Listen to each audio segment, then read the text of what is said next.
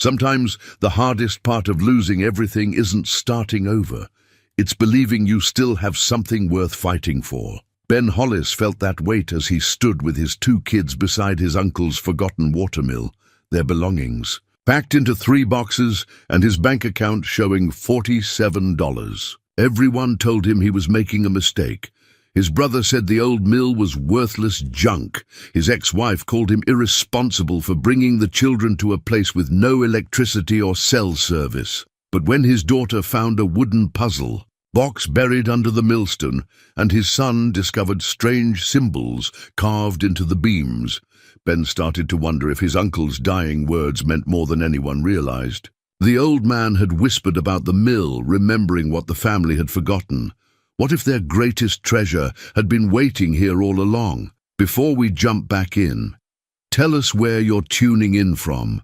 And if this story touches you, make sure you're subscribed, because tomorrow I've saved something extra special for you. The morning sun filtered through the broken windows of the watermill like golden fingers reaching into a forgotten past. Ben Hollis sat on the edge of what had once been his uncle's bed, watching dust motes dance in the amber light, while his children explored their new home with the boundless curiosity that only the young possess. 6 months ago, he had been Benjamin Hollis, senior architect at Morrison & Associates, with a corner office on the 32nd floor and a retirement portfolio that made his banker smile. Today, he was simply Ben, unemployed, nearly broke, and betting his family's future on a building that hadn't turned a profit since 1943. The mill stood 3 stories tall, its weathered clapboard siding silvered by decades of mountain weather. The great water wheel, once the heart of the operation, hung motionless and broken, its wooden paddles cracked and scattered along the creek bed like the ribs of some ancient beast. Inside, the grinding stones sat silent beneath layers of dust and bird droppings, while the wooden gear works that had once transferred power from wheel to stone lay tangled in a maze of rotted leather belts and rusted iron.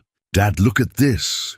Emma's voice echoed from somewhere deep in the building's shadows. At 12, she had inherited her mother's keen eye for detail and her father's stubborn refusal to give up on lost causes.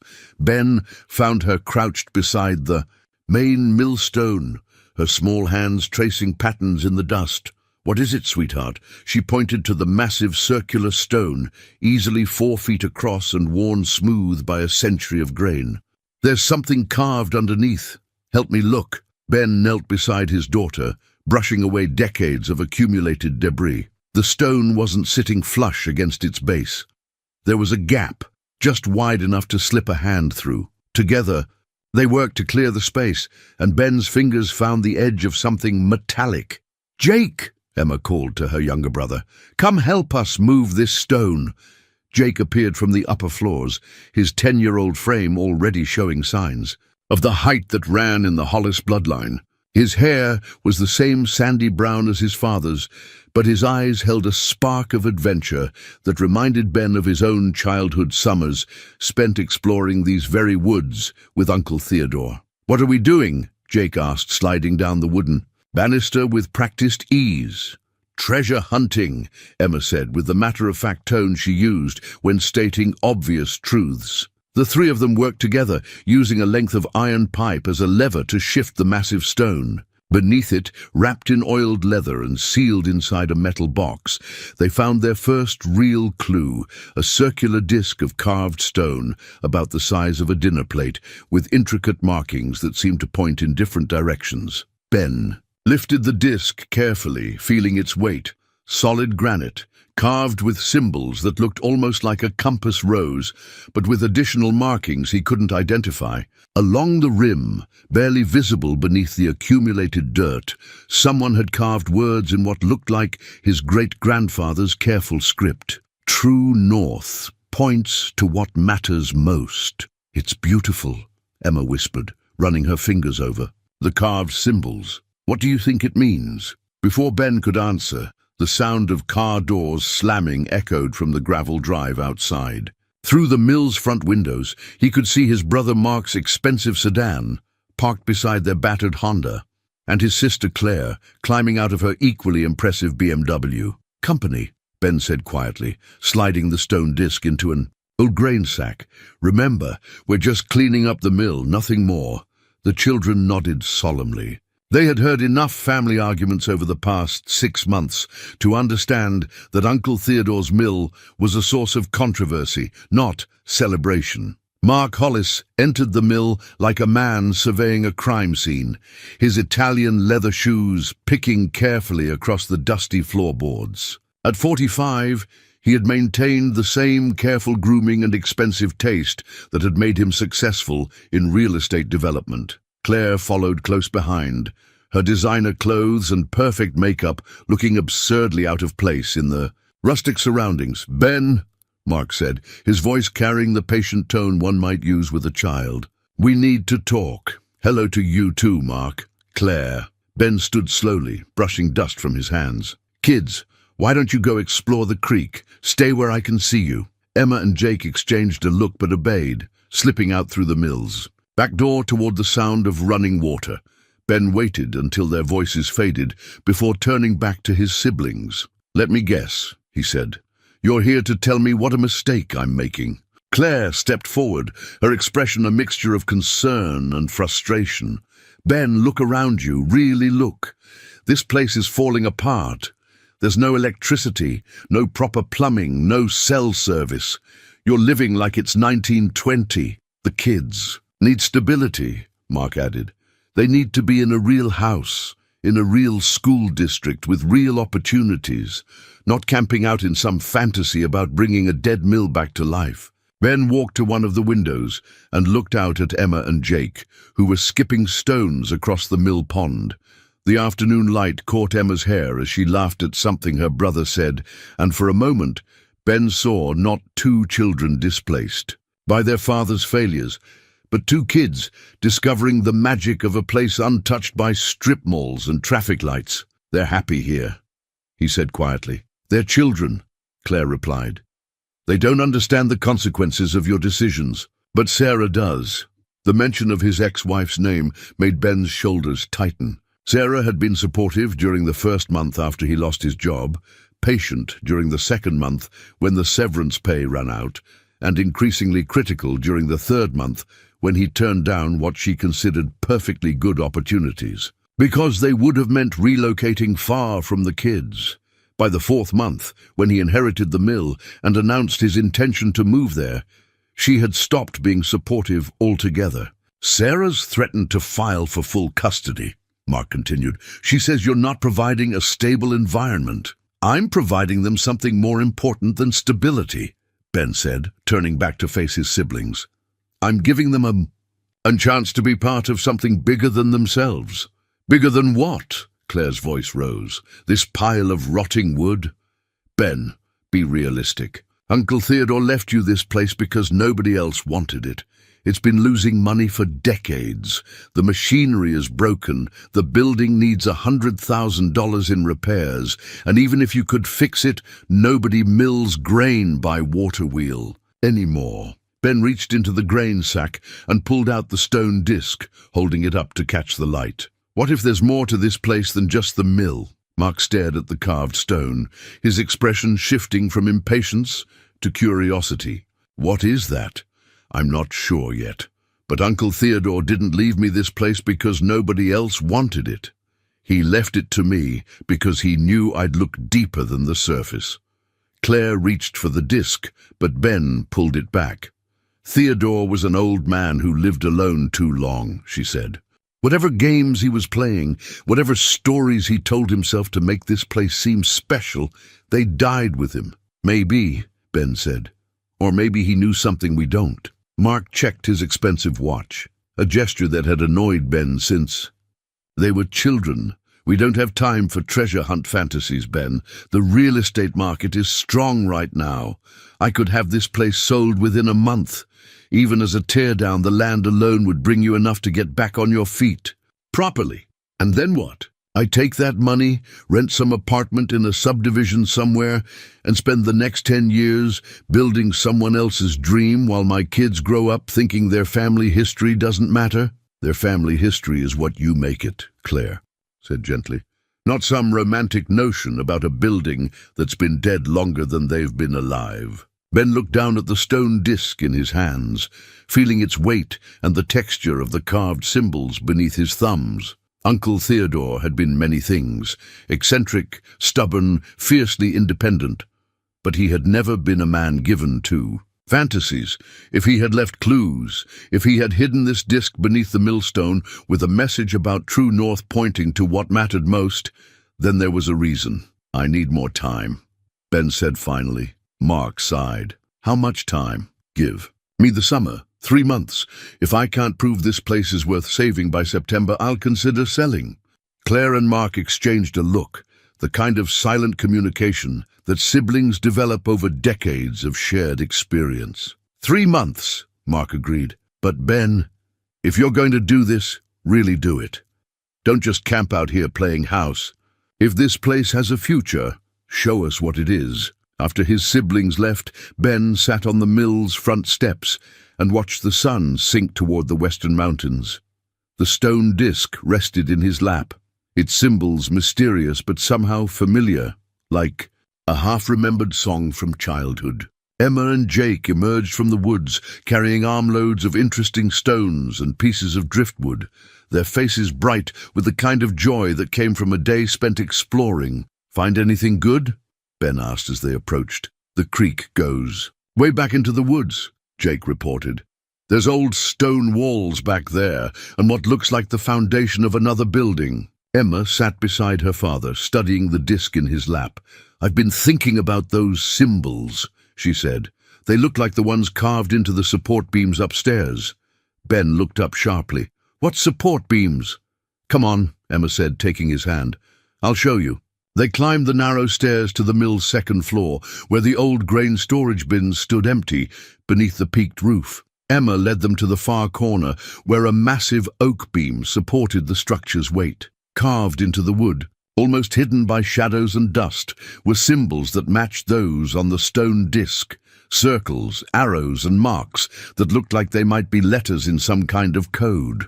There are more upstairs, Jake added, and I found some on the outside walls too. Ben traced the carved symbols with his finger, feeling the deep grooves that someone had taken considerable time to create. This wasn't random carving or idle. Whittling, this was intentional, purposeful, meant to last.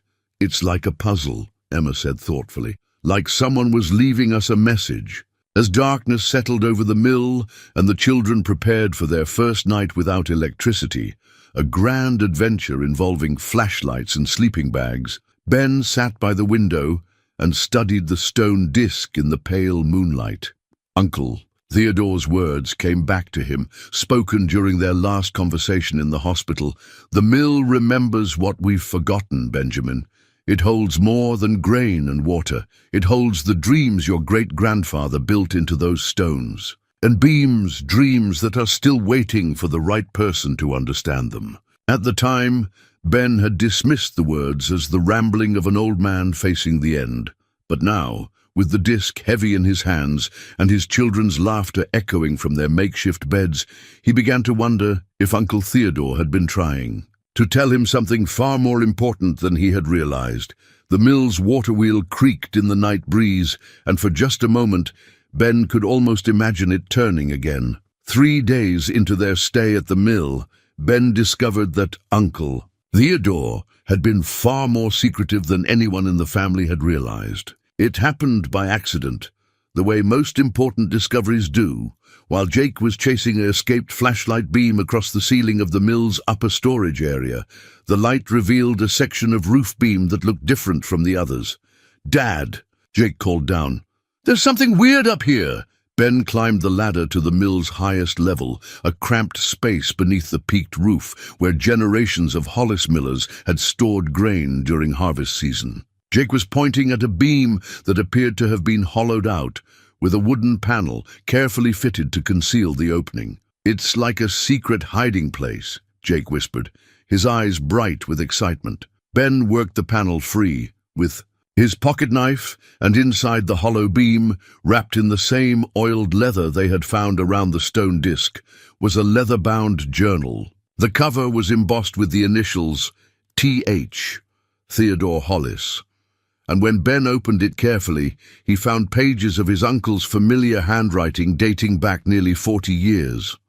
That evening, after the children had fallen asleep in their sleeping bags, Ben sat by the mill's window and read Theodore's journal by flashlight. What he discovered changed everything he thought he knew about his family's history. The journal began innocuously enough, with Theodore's notes about mill operations and repairs during the 1980s, but as Ben read deeper, the entries took on a different tone. Theodore wrote about finding old documents hidden in the mill's walls during renovation work, documents that revealed their great-grandfather Samuel Hollis had been involved in activities during World War II that went far beyond simple grain milling.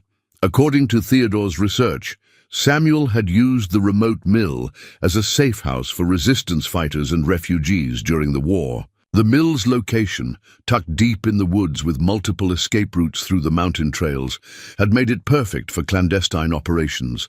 But more importantly, Samuel had used the mill to hide valuable items, war bonds, precious metals, and artifacts that had been entrusted to him by people fleeing the war in Europe.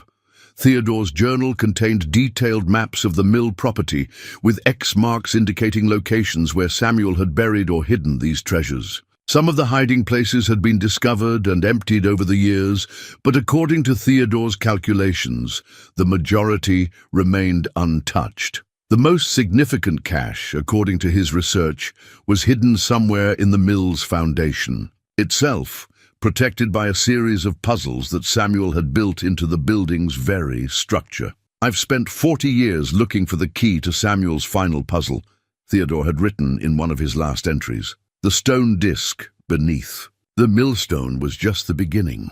Samuel was too clever to make it easy, but he left clues for those who would understand. The mill remembers what we've forgotten. It remembers the dreams and sacrifices that built this place, and the treasures that were hidden to keep them safe. Ben closed the journal and looked around the darkened mill with new eyes. Every beam, every stone, every carved symbol suddenly took on new significance. This wasn't just an old building that had outlived its usefulness. It was a puzzle box created by his great-grandfather, designed to protect something valuable until the right person came along to solve it. The sound of car engines in the driveway broke through his thoughts. Through the window, Ben could see headlights cutting through the darkness, and his heart sank as he recognized both Mark's sedan and Claire's BMW. Behind them was a third vehicle he didn't recognize, a sleek black SUV that suggested a business. Ben quickly hid Theodore's journal beneath his sleeping bag and went to meet his siblings at the mill's front door. Mark emerged from his car looking grim, while Claire was accompanied by a well-dressed woman in her 50s carrying a briefcase. "Ben," Mark said without preamble, "this is Patricia Webb from the county assessor's office. We need to talk." Patricia Webb had the no-nonsense demeanor of someone who dealt with property disputes on a daily basis. She introduced herself with a firm handshake and explained that she had been asked to conduct an emergency assessment of the mill's condition and habitability. "I understand you have children living here," she said, consulting her tablet.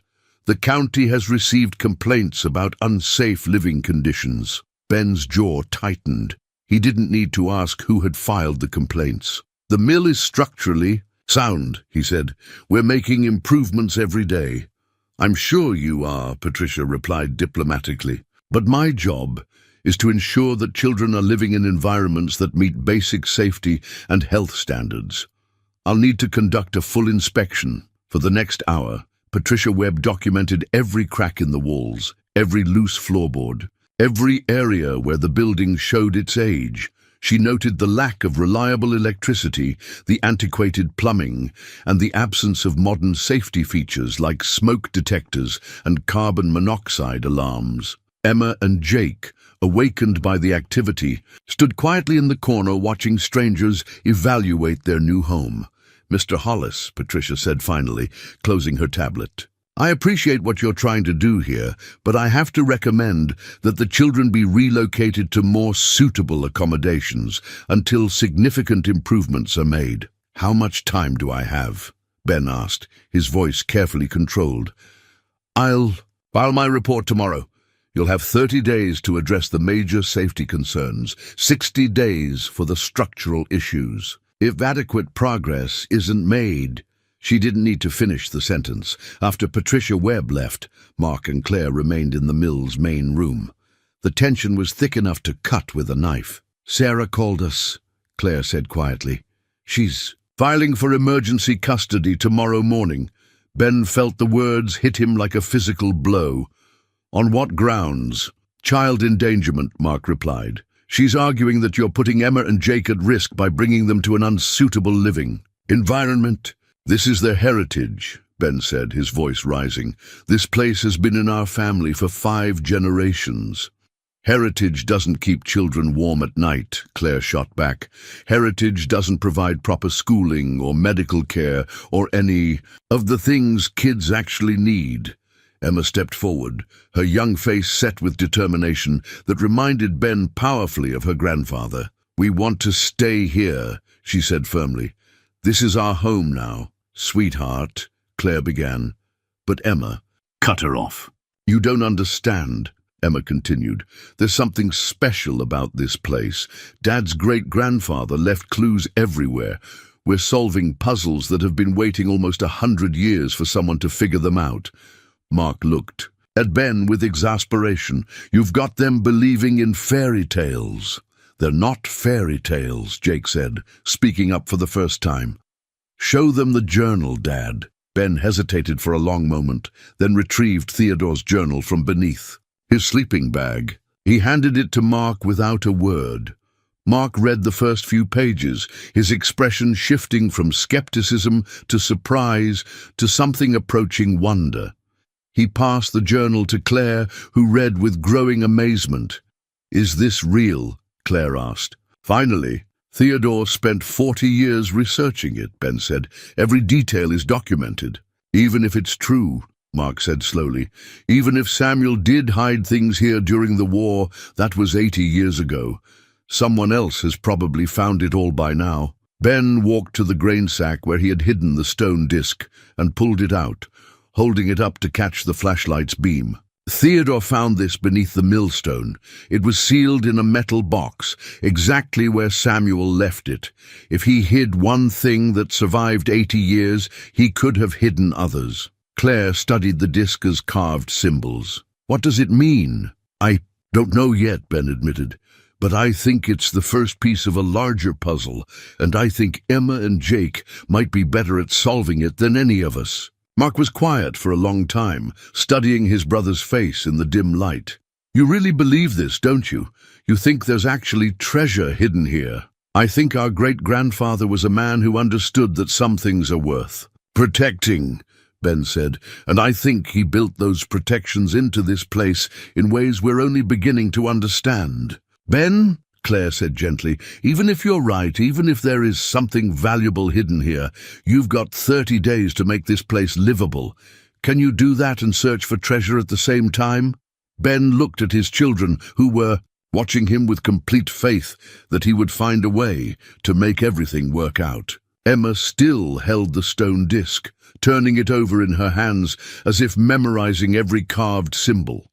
I have to, he said simply, because if I don't, we lose everything, not just the money, but the chance to be part of something that matters. After, Mark and Claire left, promising to delay any legal action for 1 week while Ben developed a plan. The family sat together in the mill's main room. The journal lay open between them, and by flashlight they began to study Theodore's maps and notes in earnest. Look at this, Emma said, pointing to a diagram of the mill's foundation. Uncle Theodore marked 3 different locations inside the building where he thought Samuel hid things. We found the stone disc at the first location. What about the 2? Jake asked. Ben studied the map carefully. The second location was marked in the mill's basement, near the foundation of the water wheel mechanism. The third was somewhere in the walls of the main grinding room, behind what Theodore had labeled as the heart of the mill. "Tomorrow we start searching," Ben said, "but tonight we plan. If we're going to do this, we're going to do it right." As they made their preparations for the next day's treasure hunt, Ben couldn't shake the feeling that Theodore's journal was more than just a record of research. It was a message left specifically for someone who would understand the mill's true value. The old man had spent 4 decades preparing for this moment, gathering clues and solving puzzles, waiting for the right person to continue his work. Now that person was here, with 2 children who saw adventure where adults saw only problems, and 30 days to prove that some dreams were worth fighting for. Dawn came early to the mill, filtering through the mountain mist like hope through uncertainty. Ben woke to find Emma and Jake already dressed and studying Theodore's journal by the growing light. They had spread the stone disc and several hand-drawn copies of Theodore's maps across the wooden floor, approaching the puzzle with the methodical intensity that only children could muster before breakfast. "We think we figured something out," Emma said without looking up from the journal.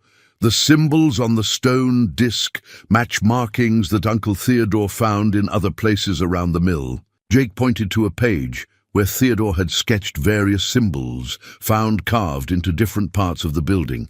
"See, the circle with the arrow pointing northeast shows up on the water wheel support beam, and this wavy line that looks like water is carved into the stone foundation near the creek." Ben knelt beside his children, studying their work with growing amazement. They had spent the night connecting patterns that Theodore had taken years to discover, their young minds unencumbered by adult assumptions about what was possible. "It's like a map," Emma continued, "but instead of showing places, it shows directions. Each symbol tells you where to look for the next clue." Following Emma's logic, they started with the symbol that matched the stone disc's central marking, a circle with a star inside it. According to Theodore's notes, this symbol appeared carved into an old grain sack that he had found in the mill's basement storage area. The basement of the mill was a stone-walled chamber that had once stored grain. During the busy harvest seasons, now it held decades of accumulated items that various family members had stored and forgotten. Ben had avoided the basement since arriving, focusing instead on the main living areas. But Emma and Jake descended the wooden steps with the fearless curiosity of natural explorers. "Here," Jake called from behind a stack of wooden crates. "There's something sewn into this old sack." The grain sack was ancient, its burlap fabric so old it felt like paper beneath Ben's hands. But sewn into the bottom seam, almost invisible unless you knew to look for it, was a piece of oiled leather wrapped around something rigid. Inside the leather was Samuel's coded map, a hand-drawn survey of the mill property that showed not just the buildings and creek, but dozens of small X marks scattered throughout the woods. Each X was accompanied by symbols that matched those on the stone disc, creating what appeared to be a comprehensive treasure map of the entire area. "This is incredible," Ben whispered, studying the intricate detail of his great-grandfather's work. He mapped every hiding place on the property. Emma traced one of the paths on the map with her finger. "Look, this trail leads from the mill to that old stone foundation that Jake found by the creek, and there's an X marked right beside it." The first treasure hunt expedition consisted of 3 people armed with metal detectors borrowed from their elderly neighbor, Mrs. Chen, who had been surprisingly enthusiastic about their quest when Ben had asked to borrow gardening tools. Samuel Hollis was a good man, she had told them, her weathered face creasing into a smile. "During the war, he helped my family when others would not. If he left something for his descendants to find, then you should find it." The location marked on Samuel's map was indeed near the old stone foundation that Jake had discovered, the remains of what appeared to have been a cabin or workshop that had been torn down decades ago. Using the metal detector, They quickly located a metal object buried about 2 feet beneath the forest floor. The small cache contained exactly what Theodore's journal had predicted, a collection of silver coins, some dating back to the 1920s, wrapped in oiled cloth and stored in a waterproof metal box. But more importantly, hidden beneath the coins was a small brass key and a note in Samuel's careful handwriting. For those who understand that true wealth lies not in what we possess, but in what we preserve for the future. "How much do you think the coins are worth?" Jake asked, examining a silver dollar that gleamed in the afternoon sunlight. Ben consulted a coin collector's guide on his phone, one of the few places on the property where he could get occasional cell service. "Maybe a few $1,000s, he estimated. Not enough to solve our immediate problems, but proof that Samuel really did hide things here." Emma was more interested in the brass key. "What do you think it opens?" "According to the map," Ben said, consulting Samuel's drawings, "there should be a locked box hidden inside the mill itself." Theodore marked it as the second location. Their return to the mill was interrupted by the arrival of a familiar car. Sarah's blue Honda pulled into the gravel drive, and Ben felt his stomach clench with tension. His ex-wife emerged looking determined and slightly hostile, dressed in the professional attire she wore for important meetings. "Sarah," Ben said carefully, "I wasn't expecting you. We need to talk." Her voice was crisp, businesslike. "Privately, Emma." And Jake exchanged glances and retreated to the creek without being asked. They had learned to recognize the tone that preceded adult conversations about custody and living arrangements. "I got a call from Patricia Webb," Sarah continued once they were alone. "She told me about the inspection, about the conditions the children are living in." "We're making improvements every day," Ben said. "The mill is structurally sound and we're addressing the safety issues." Sarah looked around at the building's weathered exterior, at the broken water wheel and the windows that still needed glass replaced. "Ben, look at this place. Really, look at it. You're asking Emma and Jake to live without electricity, without proper heating, without any of the basic comforts that children deserve." "They're happy here," Ben replied. "They're learning things they could never learn in a suburban classroom." "They're learning to live like pioneers," Sarah shot back. "It's 2024, Ben, not 1824. Children need structure, stability, educational opportunities. They need to understand where they come from," Ben interrupted. "They need to know that their family built something meaningful, something worth preserving." Sarah's expression softened slightly. "I know you love them. I know you're trying to give them something special. But love doesn't pay for college tuition or medical bills, and it certainly doesn't fix a century-old building that's falling apart around them." Ben pulled out the brass key they had found that afternoon, holding it up to catch the light. "What? If I told you that this place is worth more than anyone realizes?" "I'd say you're grasping at straws," Sarah replied, but her eyes were focused on the key with curiosity. "Theodore left us clues, Sarah. Our great-grandfather hid valuable things. Here during the war, we found these silver coins this afternoon, and they're just the beginning." Sarah studied the coins Ben showed her, her expression shifting from skepticism to interest. "Where did you find these?" "Buried near the old stone foundation. There's a whole map showing dozens of hiding places throughout the property." For a moment, Sarah's businesslike demeanor cracked, revealing the woman who had once shared Ben's dreams of restoring old buildings and preserving historical places. "You really think there's more?" "I know there's more," Ben said firmly. "Give me time to prove it." Sarah was quiet for a long moment, watching Emma and Jake skip stones across the mill pond. "The custody hearing is scheduled for next Friday," she said finally. "If you can't show significant progress by then, real progress, not just treasure hunt fantasies, I won't have a choice." 7 days, Ben said. "I understand." After Sarah left, Ben gathered his children in the mill's main room and spread Samuel's map on the floor. The brass key sat in the center of the paper like a talisman, representing both promise and pressure. "We have a week," he told them honestly. 1 week to find something significant enough to prove that this place is worth saving. Emma picked up the key, turning it over in her small hands. "Where do you think it goes?" Ben consulted Theodore's notes and found a reference to a heart box hidden somewhere in the mill's main grinding mechanism. According to the journal, Samuel had built a secret compartment into the mill's central grinding assembly, protected by a lock that required both a key and knowledge of the mill's operation. "Tomorrow we take apart the grinding stones," Ben said, "and we find out what Samuel thought was worth protecting for 80 years. That evening, as the family prepared for another night by flashlight and sleeping bag, Ben reflected on the day's discoveries.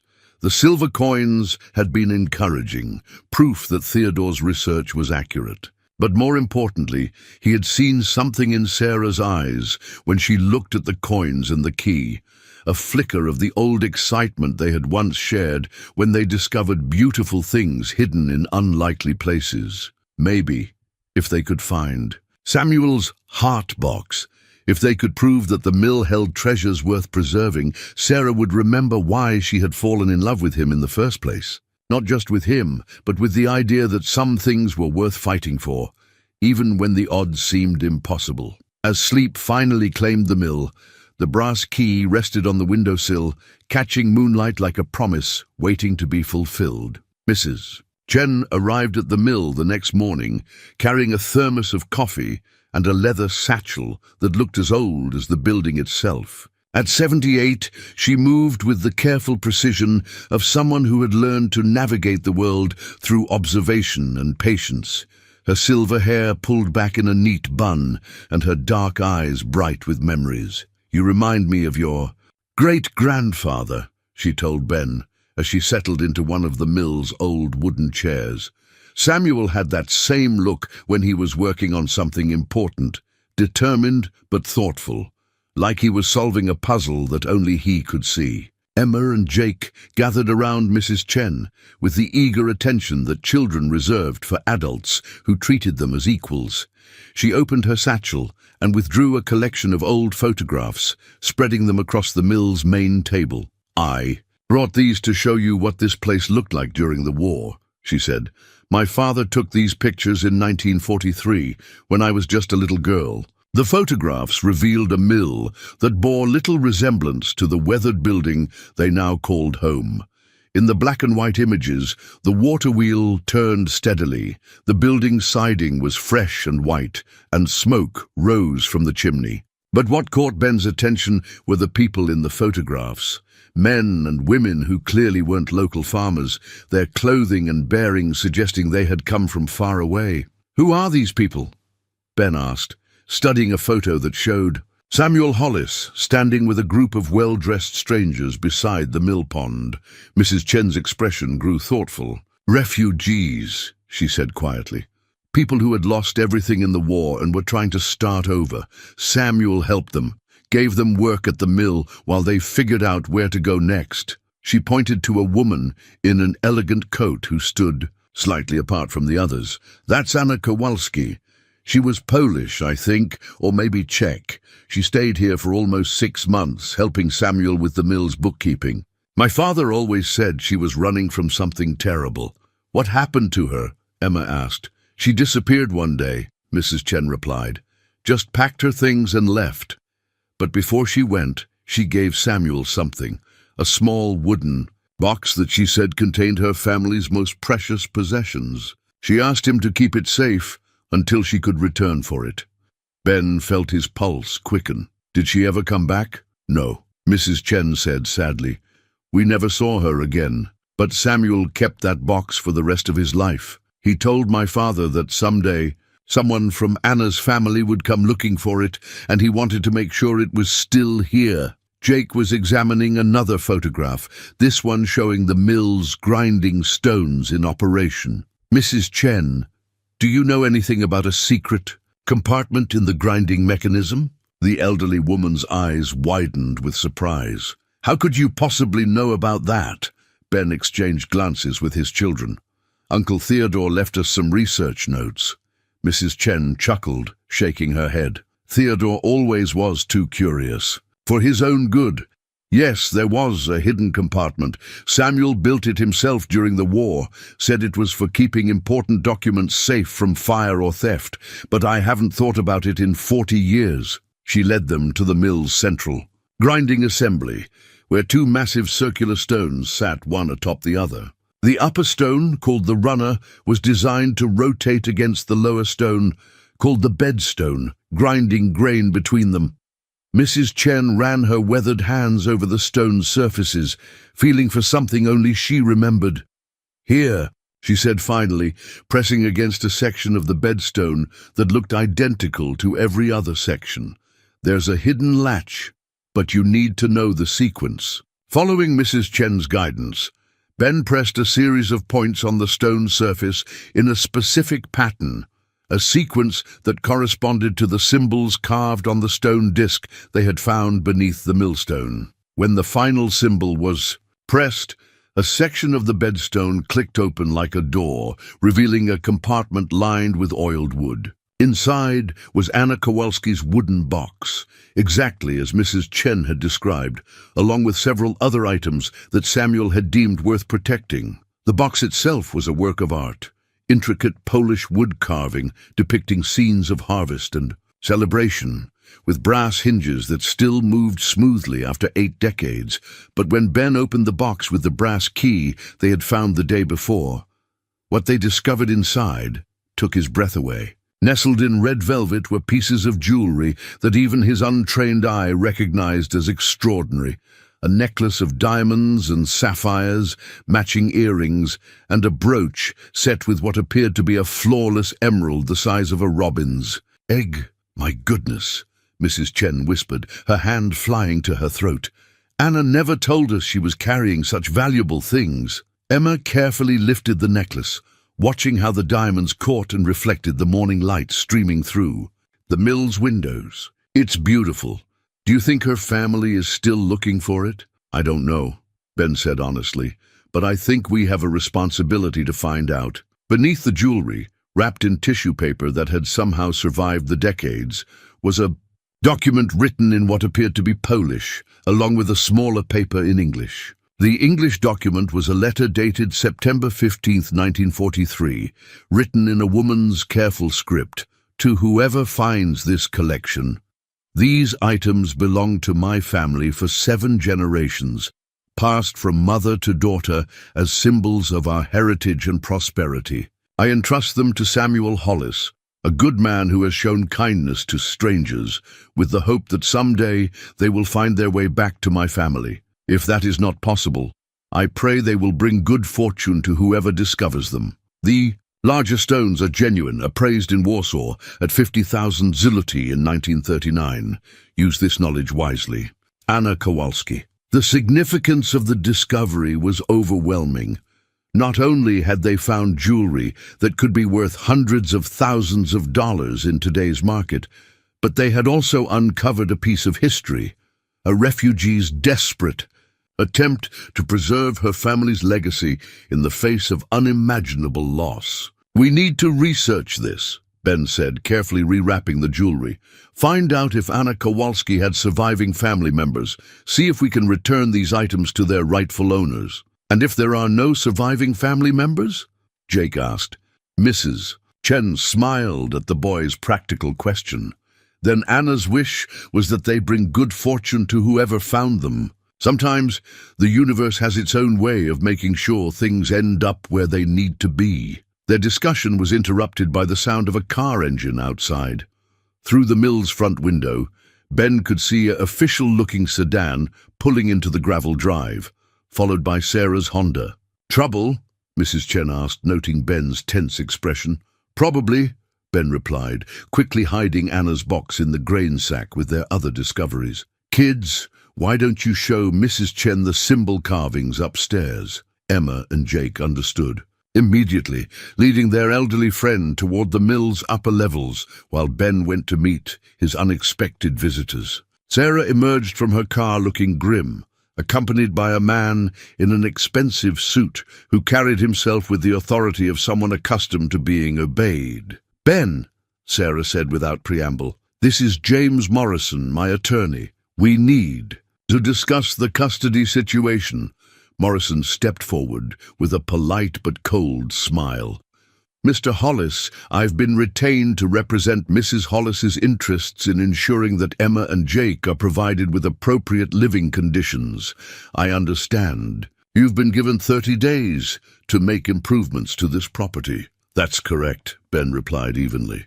I've also been informed that you're engaging in some sort of treasure hunting activity with the children, possibly exposing them to unsafe conditions while digging around the property. Ben felt his temper flare but kept his voice calm.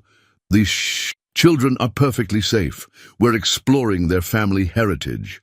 Mr. Hollis, Morrison continued, consulting his tablet, my client is prepared to be reasonable. If you're willing to agree to a joint custody arrangement that ensures the children live in appropriate housing during the school year, we can avoid a lengthy court battle. What kind of arrangement? Ben asked, though he already suspected he wouldn't like the answer. Sarah stepped forward.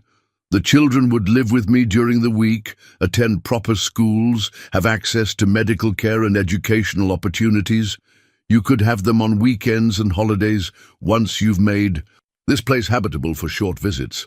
Ben looked up at the mill's second-floor windows, where he could see Emma and Jake, showing Mrs. Chen the carved symbols that had become so important to their quest. In just a few days, his children had gone from being displaced victims of their father's failures to being active participants in solving a mystery that connected them to their family's history. The idea of reducing their relationship to weekend visits felt like a betrayal of everything they were discovering together. I need time to consider your proposal, Ben said finally. Morrison consulted his expensive watch. You have until Friday's hearing to make a decision. If you're not willing to be reasonable, Mrs. Hollis is prepared to seek full custody based on the unsafe living conditions.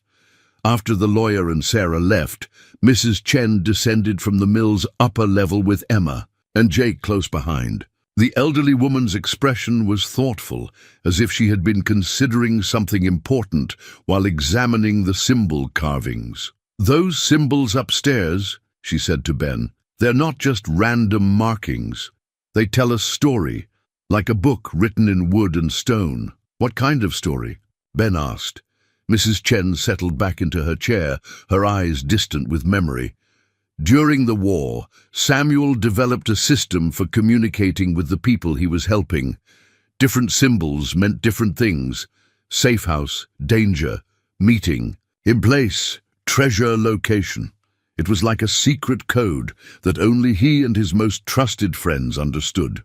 She paused, studying the stone disc that Emma had placed on the table. I think Samuel used that same code to create a map of everything. He hid on this property, not just Anna's jewelry, but other things too. Items that various refugees entrusted to him over the years. Emma's eyes lit up with understanding. So the symbols on the mill aren't just decorations, they're directions. Exactly, Mrs. Chen confirmed.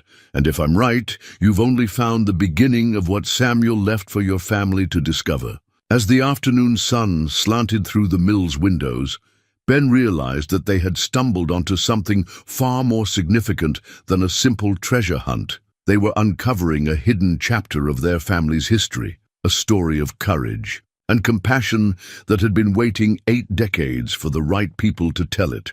But they also had less than 5 days to find something substantial enough to prove to a judge that the mill was worth preserving, and that Ben was capable of providing his children with the stable home they deserved. The old mill pond lay still as glass in the early morning light, its surface reflecting the surrounding. Pines like a mirror that had captured decades of secrets. Ben stood at the water's edge with Emma and Jake, studying Samuel's map, while Mrs. Chen pointed out landmarks that had changed little since the 1940s. The pond was deeper then, she explained, using a walking stick to indicate various points along the shoreline. Samuel had it dredged in 1941 to improve the water flow to the wheel. But see that cluster of rocks near the far bank? That's man-made. Samuel built it as a marker. Following the symbols on their great-grandfather's coded map, they had determined that another significant cache was hidden somewhere near the mill pond's northeastern shore. The map showed a series of symbols that Mrs. Chen interpreted as meaning deep water guards, precious gifts. The metal detector, borrowed once again from their helpful neighbor, led them to a submerged metal container about 20 feet from shore. Jake, the strongest swimmer in the family, volunteered to retrieve it, while Ben and Emma watched anxiously from the rocky bank. "It's heavy," Jake called as he surfaced, clutching a metal box that looked similar to the one they had found buried near the stone foundation. "And it's definitely waterproof." Back at the mill, they opened the container with the careful ceremony that had become their ritual for Samuel's hidden treasures. Inside, wrapped in multiple layers of oiled cloth, was another piece of the puzzle that their great-grandfather had spent years creating. The most striking item was a signet ring, heavy gold, set with an intricate coat of arms that none of them recognized. But it was the accompanying documentation that made Ben's hands tremble as he read it aloud. "Property of Oberst Heinrich von Stauffen, 47th Panzer Regiment," he read from a small card written in Samuel's careful script. "Surrendered voluntarily, September 1943, in exchange for safe passage to neutral territory." Mrs. Chen studied the ring with the intensity of someone accessing long-buried memories. "I remember him," she said slowly. "A German officer who came to the mill in the autumn of 1943. Very young, maybe 25, and absolutely terrified. He spoke some English and told Samuel he wanted to defect." "A Nazi officer?" Emma asked, her voice reflecting the moral complexity that even 12-year-olds understood about World War II. "Not all German soldiers were Nazis," Mrs. Chen explained gently. "Some were just young men caught up in something terrible, who found the courage to do the right thing when they had the chance. Heinrich was one of those." The ring's documentation included a letter written in English, apparently translated from German by someone with careful penmanship, to Mr. Samuel Hollis.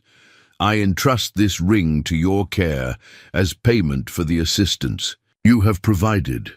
It has been in my family for 12 generations, but I cannot bear to carry it any longer after what I have witnessed. If I survive this war, I will return to claim it. If not, please ensure that it finds its way to someone who will use its value for good rather than evil. The ring is genuine gold with precious stones, appraised in Berlin at 25,000 Reichsmarks in 1940. Heinrich von Stauffen, October 1943. Ben turned the ring over in his palm, feeling its substantial weight. Even without expert appraisal, he could see that the stones were genuine, deep sapphires surrounding a central diamond that caught the morning light like trapped fire. "What happened to Heinrich?"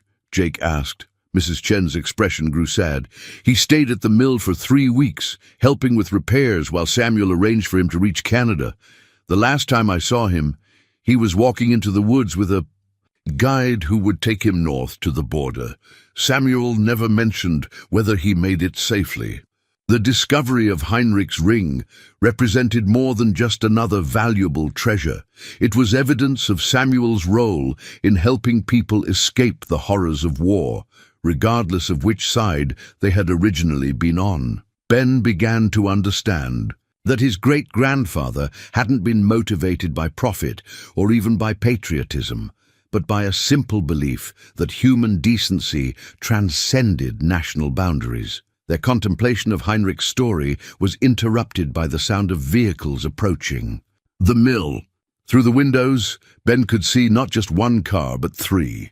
Mark's sedan, Claire's BMW, and a third vehicle that made his stomach clench with apprehension. A contractor's truck with Morrison Development painted on the side. Mark emerged from his car with a man Ben didn't recognize, middle-aged, wearing a hard hat and carrying a clipboard with the confidence of someone who made his living evaluating real estate. Claire followed, her expression a mixture of concern and determination. "Ben," Mark called as he approached the mill's front door, "we need to talk. This is Rick Morrison from Morrison Development. He's here to do a feasibility assessment." "Rick," Morrison had the weathered appearance of someone who had spent decades working with buildings and property. He introduced himself with a firm handshake and explained that Mark had asked him to evaluate whether the mill could be economically restored to safe living conditions. "I understand you're facing some time pressure," Morrison said diplomatically. "Your brother asked me to give you an honest assessment of what it would cost to bring this place up to modern standards." For the next 2 hours, Rick Morrison conducted the most thorough inspection the mill had ever received. He examined the foundation, tested the structural integrity of the support beams, evaluated the electrical and plumbing systems, and made detailed notes about every aspect of the building's condition. Emma and Jake retreated to the mill's upper level with Mrs. Chen, but Ben could hear them whispering about the various treasures they had hidden throughout the building. The ring, the jewelry, the silver coins, and Samuel's documentation were safely concealed, but Ben worried about how much longer they could keep their discoveries secret. "Mr. Hollis," Morrison said finally, consulting his clipboard, "I'm going to be straight with you. This building has good bones. The foundation is solid, the main support structure is sound, but bringing it up to modern residential standards would require significant investment." "How significant?" Ben asked, though he suspected he already knew the answer. "Electrical system replacement, modern plumbing installation, insulation, heating and cooling, structural reinforcement to meet current codes. You're looking at a minimum of $200,000. That's assuming no major surprises during construction." Mark stepped forward. "Ben, be realistic. Where would you get that kind of money?" Ben looked around the mill that had become so much more than a building to him and his children. It was a puzzle crafted by his great-grandfather, a sanctuary that had sheltered refugees during humanity's darkest hour, a classroom where Emma and Jake were learning that their family history was worth preserving. "What if I told you that the mill might be worth more than anyone realizes?" Ben said carefully. Claire sighed. "Ben, please don't start with the treasure hunt stories again." "Not stories," Ben replied firmly. "Facts."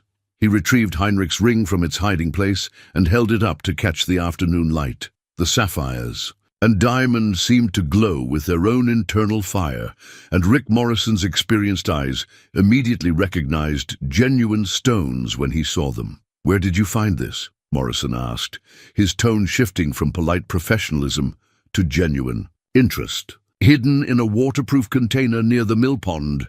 It belonged to a German officer who stayed here during World War II."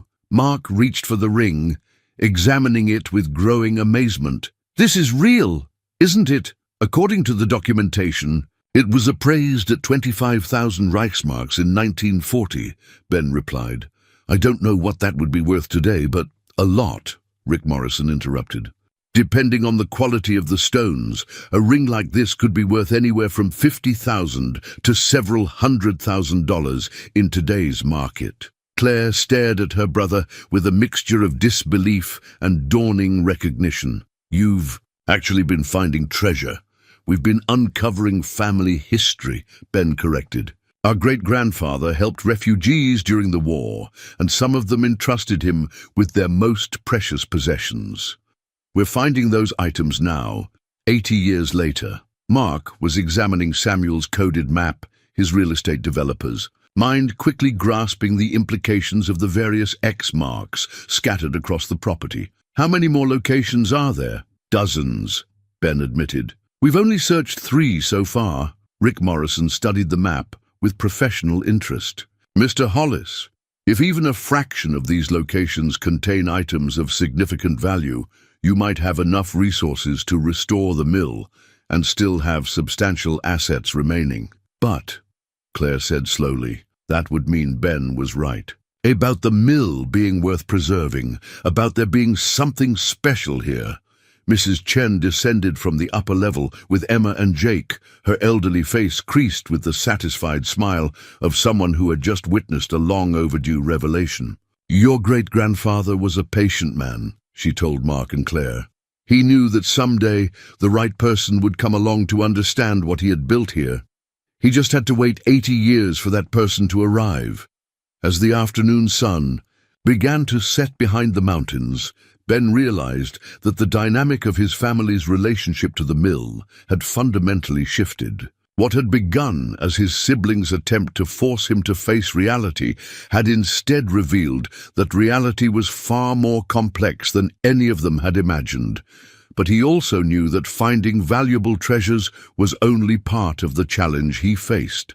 He still had to prove to a judge that he could provide his children with the stable, safe home they deserved, and he had less than 3 days to make that case. The tunnel system beneath the mill had been carved from the bedrock sometime in the late 1800s, originally designed to channel water from the creek to the water wheel during dry seasons. But as Ben, Emma, and Jake explored the narrow passages by flashlight, they discovered that Samuel had expanded the tunnels significantly during the war years. "Look at this," Emma called from a junction where 3 passages met. "The stonework here is completely different from the older sections." She was right. While the original tunnel showed the rough chisel marks of 19th century construction, the newer sections displayed the careful precision of someone who had taken time to create something meant to last. The walls were lined with fitted stones, and the ceiling was properly arched to distribute weight, the work of a master craftsman rather than a simple farmer. Following Samuel's coded map through the underground maze, they eventually reached a chamber that took Ben's breath away. The room was roughly 12 feet square, with walls lined with wooden shelves and metal filing cabinets. But what dominated the space was a large wooden table covered with documents, maps, and what appeared to be official paperwork dating back to the 1940s. "It's like a secret office," Jake whispered, his voice echoing slightly in the stone chamber. Ben approached the table carefully, aware that they were looking at materials that had been untouched for 8 decades. The documents were in remarkable condition, protected by the cool, dry air of the underground chamber. As he examined them by flashlight, he realized they were looking at something far more significant than personal belongings hidden by refugees. The centerpiece of Samuel's collection was a leather portfolio containing what appeared to be official government documents. Ben opened it carefully and found himself staring at a land patent dated 1875, the original deed that had granted the mill property to his great-great-grandfather, Josiah Hollis. But this wasn't the simple property deed that Ben had expected. According to the patent, Josiah Hollis had been granted not just the surface rights to the mill property, but also the mineral rights to a much larger area, nearly 1,000 acres extending deep into the surrounding mountains. Emma peered over his shoulder, studying the faded ink and official seals. "What does that mean, mineral rights?" "It means the family owns everything underground in this area," Ben explained, his voice tight with excitement. "Not just the land surface, but anything valuable that might be buried beneath it. Oil, gas, precious metals, rare earth elements." Jake was examining another document from the portfolio. "Dad, look at this. It's a geological survey from 1943.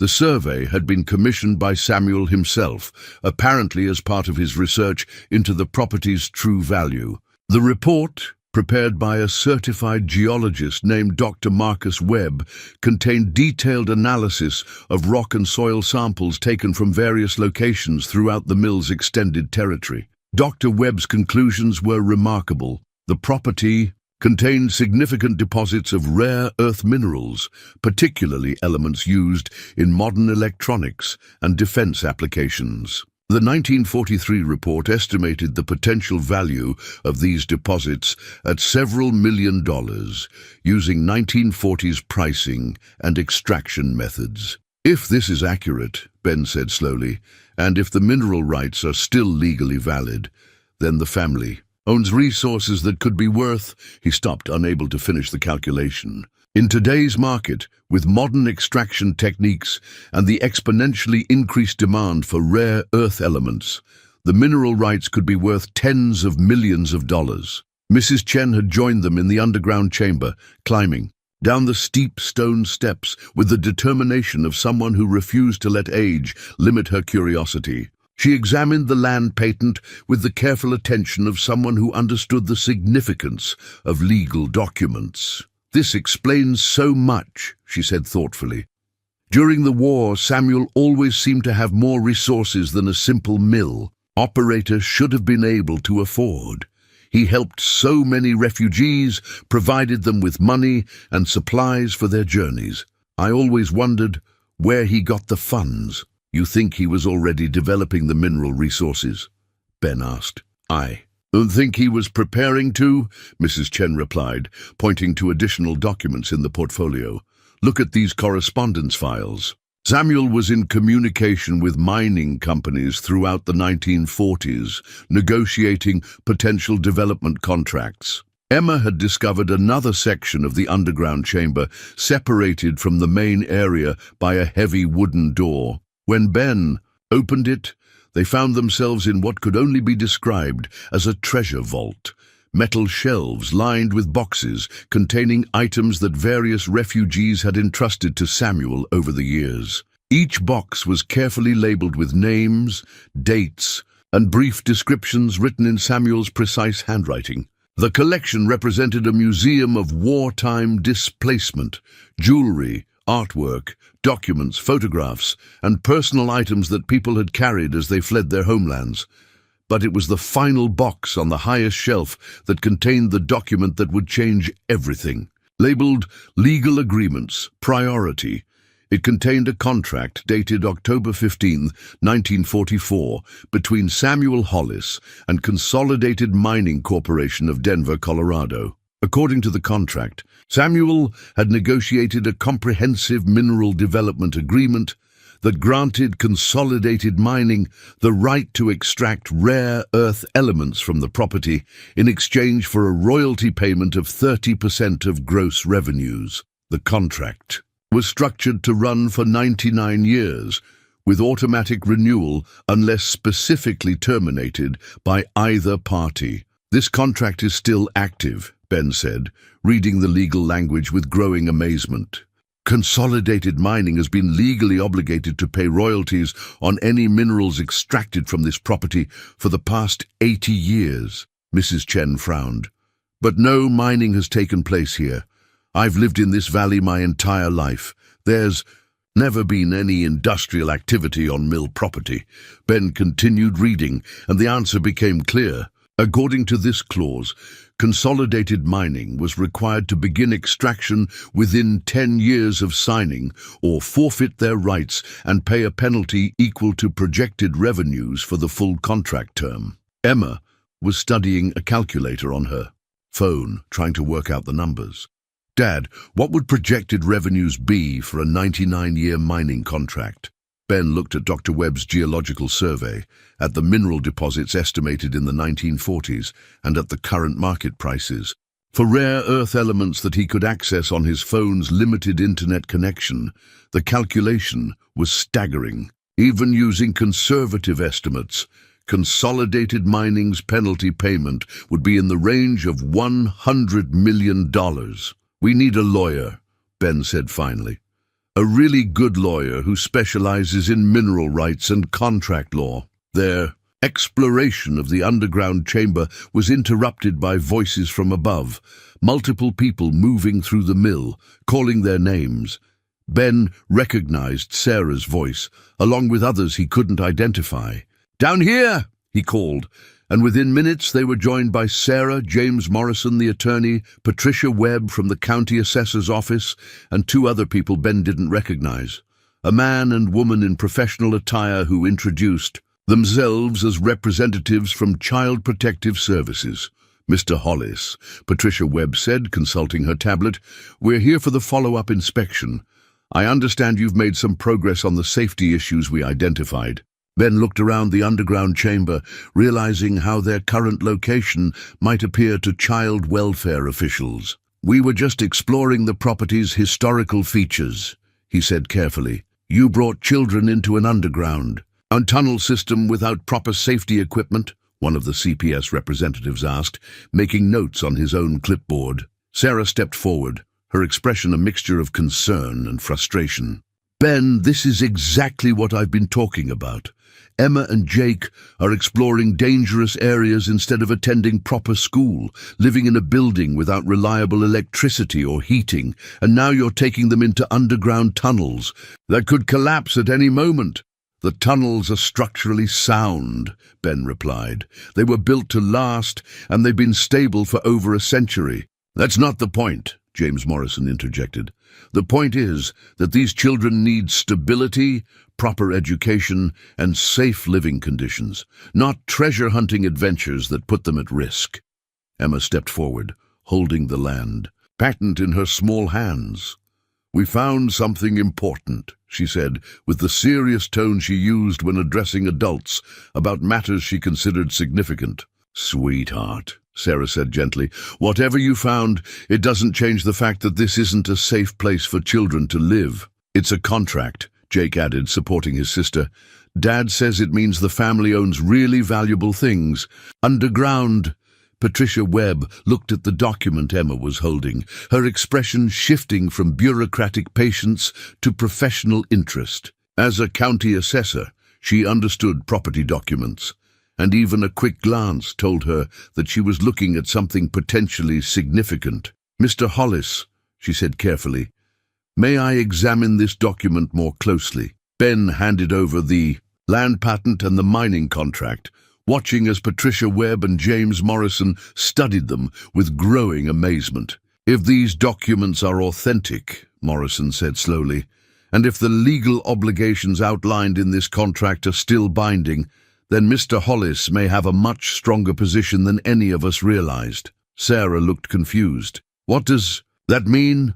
It means, Patricia Webb replied, that this property may be worth substantially more than anyone has previously understood. And if that's the case, then Mr. Hollis's ability to provide for his children's welfare needs to be reassessed in light of these new circumstances. As the group climbed back to the mill's main level, Ben realized that their discovery had fundamentally altered the dynamics of the custody dispute.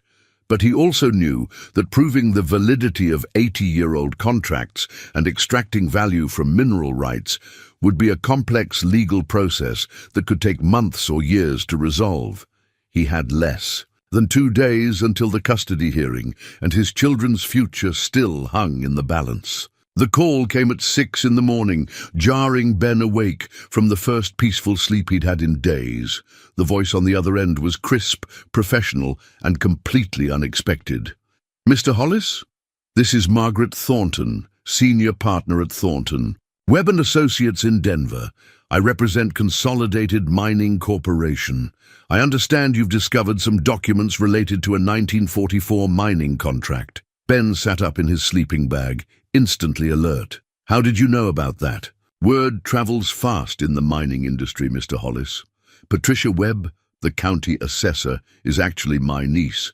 She called me last night after examining your documents. Mr. Hollis, we need to talk.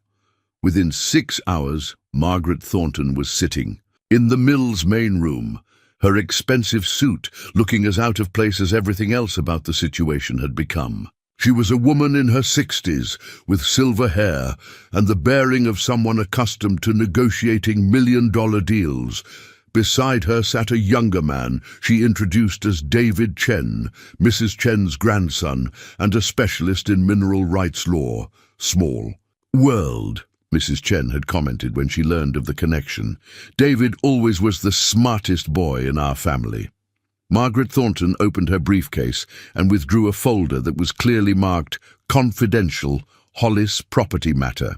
She placed it on the table with the careful ceremony of someone revealing a long-kept secret. Mr. Hollis, she began, Consolidated Mining has been aware of the 1944 contract for 8 decades. We've also been aware that we failed to meet the extraction timeline requirements outlined in the agreement. Emma and Jake sat quietly in the corner, ostensibly working on correspondence. They were writing to historical societies about the refugee artifacts they had discovered. But Ben could tell they were listening to every word of the conversation. Why didn't you contact the family? Before now? Ben asked. Because, until last week, we believed the mineral rights had reverted to the federal government due to non-payment of property taxes in 1967, David Chen explained. It was only when Patricia Webb's inquiry triggered a title search that we discovered the tax issue had been resolved and the rights remained with the Hollis family. Margaret Thornton withdrew a thick document from her folder. This is a comprehensive geological survey commissioned by Consolidated Mining in 1995, updated with additional studies in 2010 and 2020. The rare earth deposits on your property are far more extensive than Dr. Webb estimated in 1943. Ben studied the modern geological report, trying to understand the technical language and mineral composition charts. But the summary section was clear enough. The mill property contained some of the richest rare earth deposits in North America, with an estimated value of over $200 million using current market prices and extraction methods. The penalty clause in the original contract, David Chen continued, requires Consolidated Mining to pay the property owner 30% of the estimated gross value of all extractable minerals if extraction doesn't begin within the specified time frame. Ben did the calculation in his head. 30% of $200 million was $60 million. But Margaret Thornton had more surprises in store. However, she continued, there's an additional complication. The original contract included an escalation clause that increases the penalty payment by 5% annually for every year extraction was delayed beyond the initial 10-year period. David Chen was consulting his laptop, running calculations that Ben couldn't follow. Compounded annually from 1954 to 2024, the penalty payment would be approximately $120 million. The room fell silent except for the sound of the creek flowing past the mill's water wheel. Ben stared at the documents, unable to process the magnitude of what he was hearing. "You're telling me," he said slowly, "that Consolidated Mining owes my family $120 million? That's correct," Margaret Thornton replied, "and we're prepared to settle immediately." Emma looked up from her letter writing. "Does that mean we can keep the mill?" Margaret Thornton smiled at the girl's direct question. "It means your family will have sufficient resources to do whatever you choose with the mill." But David Chen held up a cautioning hand. "There are legal complexities we need to discuss. The contract settlement would make you one of the wealthiest families in Colorado, but it would also trigger significant tax obligations and require careful financial planning." Mrs. Chen, who had been quietly observing the proceedings, spoke up. "Samuel would be pleased. He always said that patience and preparation would eventually reward his family for doing the right thing." The conversation was interrupted by the arrival of multiple vehicles outside the mill. Through the windows, Ben could see Mark's sedan, Claire's BMW, Sarah's Honda, and two other cars he didn't recognize. "Expecting company?" Margaret Thornton asked. "Not exactly," Ben replied, but he suspected that word of the morning's revelations had already begun to spread. Mark and Claire entered the mill first, followed by Sarah and James Morrison. Behind them were two people Ben didn't recognize. Middle-aged man in an expensive suit and a woman carrying what appeared to be television camera equipment. "Ben," Mark said without preamble, "we need to discuss how this mineral rights situation affects the family's property interests." Claire was more direct. "Are we really talking about over $100 million? Sarah looked stunned, her usual composure completely shaken. "Ben, if this is true, if you're about to receive this kind of settlement, then everything changes." The man in the expensive suit stepped forward. "Mr. Hollis, I'm Robert Sterling from Sterling & Associates. I specialize in sudden wealth management. Your brother contacted me this morning after hearing about your situation." The woman with the camera equipment introduced herself as Lisa Park from Channel 7 News. "Mr. Hollis, we'd like to do a story about your family's discovery. The human interest angle. Unemployed architect discovers family fortune while fighting for custody of his children. It's the kind of story our viewers love. Ben felt overwhelmed by the sudden attention and the complex implications of what had started as a simple treasure hunt. Margaret Thornton seemed to recognize his discomfort. "Perhaps," she suggested, "we could continue our legal discussions in private and address the media aspects later." But Emma had been studying the geological reports, her 12-year-old mind processing information with the clarity that adults often lacked. "Mrs. Thornton," she said politely, "if the mining company owes us all this money because they didn't start mining on schedule, why didn't they just start mining to avoid paying the penalty?" Margaret Thornton and David Chen exchanged glances, and Ben realized there was another layer to the story that hadn't been revealed. "That's an excellent question," Margaret Thornton replied. "The answer is that Consolidated Mining was purchased by a larger corporation in 1978. The new owners discovered that extracting the minerals would require destroying most of the natural habitat in this valley, including the mill and the surrounding forest. So they chose to pay the penalty rather than damage the environment," Jake asked. "Not exactly," David Chen said carefully. "They chose to hope that the contract would be ruled invalid due to the passage of time, or that the property owners would never discover the documents necessary to enforce it." Ben understood the implication immediately. "You've been hoping my family would never find out about the contract." Margaret Thornton nodded. "For 40 years, yes. But now that you have found it, and now that the contract's validity has been confirmed, Consolidated Mining is legally obligated to honor the penalty clause." Sarah was studying the geological reports with the careful attention she brought to complex architectural plans. "What happens to the property after the settlement? Does the mining company still have extraction rights?" "That's part of what we need to negotiate," David Chen replied. "The original contract can be modified by mutual agreement. Consolidated Mining would prefer to purchase the mineral rights outright, rather than maintain a long-term extraction agreement." "How much would they pay for the rights?" Claire asked. Margaret Thornton consulted her folder again. "Given the current estimated value of the deposits, we would offer an additional $50 million for full mineral rights ownership, with the understanding that extraction would never take place." Ben looked around the mill that had become the center of his family's transformation.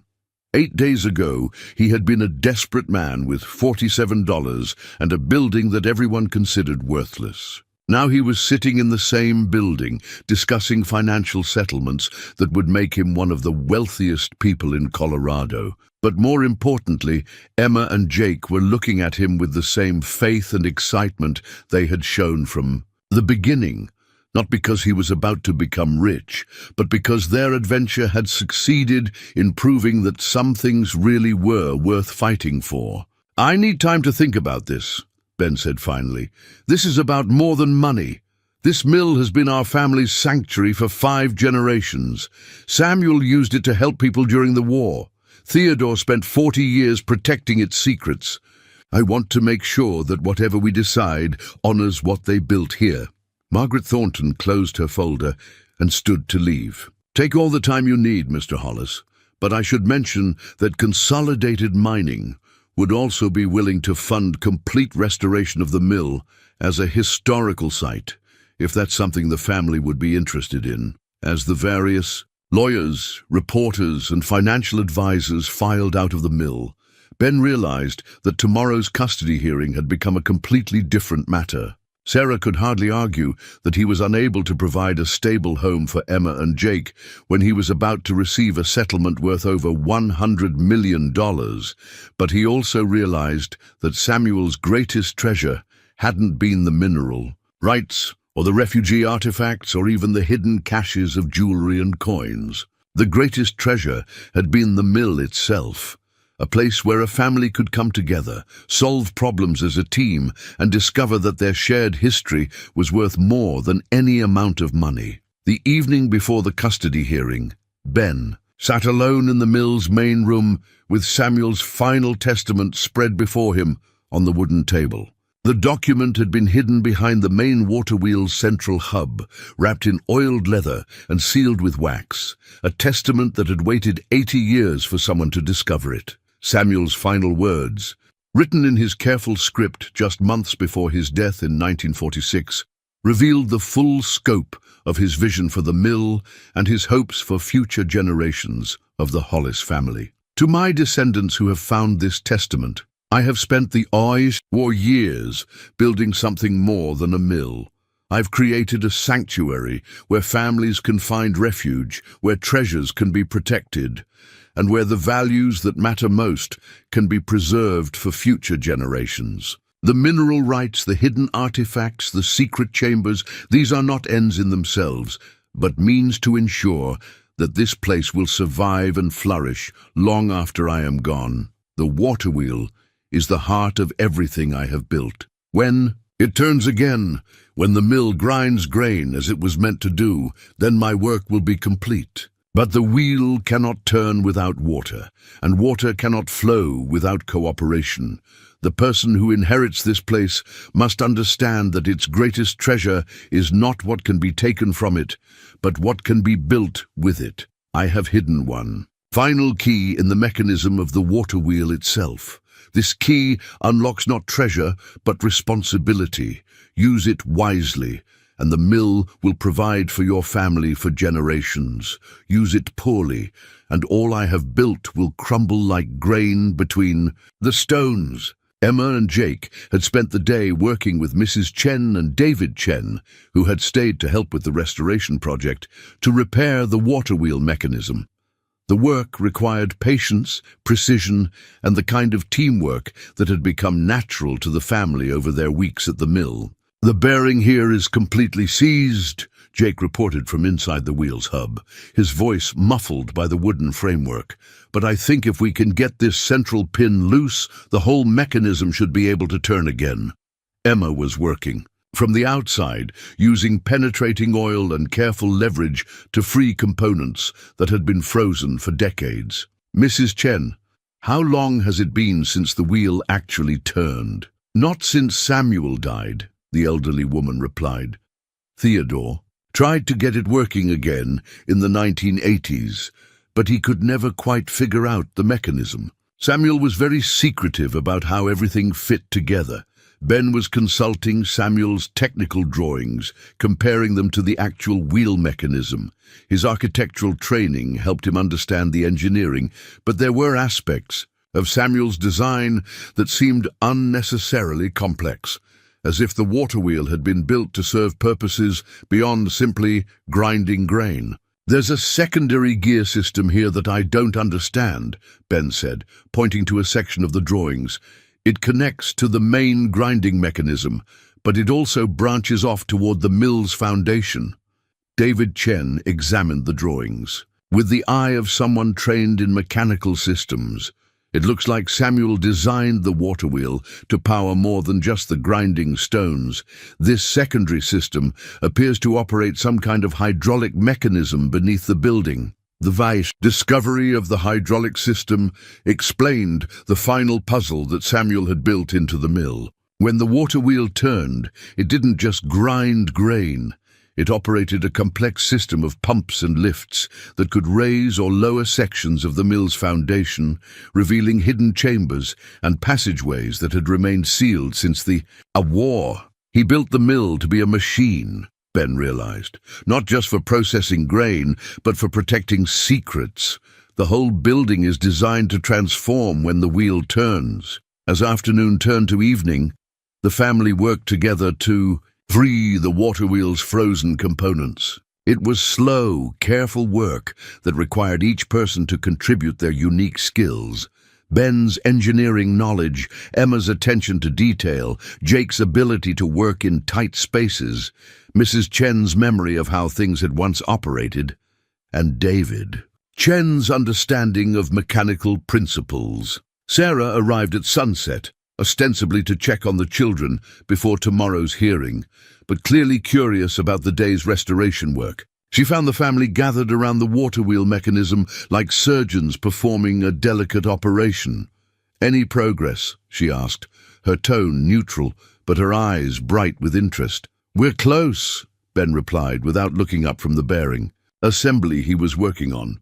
"One more seized component, and we should be able to test the system." Sarah rolled up her sleeves and joined the effort, her architect's hands proving surprisingly adept at mechanical work. For the first time in months, Ben watched her work alongside him without tension or conflict, united in the common purpose of bringing Samuel's machine back to life. "There," Emma said finally, as a crucial pin slid free from its housing. "Try it now, Dad." Ben engaged the water wheel's main clutch and slowly opened the sluice gate that controlled water flow from the creek. The sound of rushing water filled the mill as the stream poured onto the wheel's paddles for the first time in decades. Nothing happened. Then, with a groan that seemed to come from the mill's very foundations, the great wheel began to turn, slowly, at first, then with gathering momentum as seized bearings loosened and frozen, gears remembered their purpose. The grinding stones rotated against each other with a sound like distant thunder, and throughout the building mechanical sounds indicated that Samuel's hidden systems were awakening after 80 years of sleep. "Look," Jake pointed toward the mill's main floor, where a section of the wooden planking was slowly rising, revealing a staircase that descended into darkness. Emma was already moving toward the newly revealed passage. "It's beautiful," she called. "Back. There are lights down here, gas lamps that are actually working." The hidden staircase led to a chamber that surpassed even Samuel's underground office in its complexity and purpose. This was clearly the control center for everything Samuel had built into the mill. Banks of mechanical controls that operated the various hidden systems throughout the building. Maps showing the location of every secret chamber and tunnel. And filing systems that contained records of every person Samuel had helped during the war. But dominating the chamber was a massive safe built into the mill's stone foundation and sealed with a lock that required not just a key, but also specific settings on the water wheel's control mechanisms. The safe could only be opened when the mill was operating exactly as Samuel had designed it to operate. Inside the safe was Samuel's true legacy. Not just the documents and treasures that the family had already discovered, but a complete archive of his wartime activities, including detailed records of every refugee he had helped, every treasure he had protected, and every life he had saved during humanity's darkest hours. "There are hundreds of names here," Sarah said, studying ledgers that chronicled Samuel's humanitarian work, people from all over Europe, all fleeing the same nightmare. Mrs. Chen was examining photographs that showed the mill as it had been during the war, busy with activity, filled with people who had found refuge in this remote mountain sanctuary. "This is how I remember it," she said softly, "always full of hope, even in the darkest times." But it was the final document in Samuel's safe that provided the key to understanding everything he had built. It was a letter addressed simply, "To my family's future," dated December 1945. "If you have found this chamber, if you have brought the mill back to life, then you have proven yourselves worthy of the responsibility I am about to entrust to you. The treasures hidden throughout this property, the jewelry, the artifacts, the mineral rights, the financial resources, these are not your inheritance. They are your tools.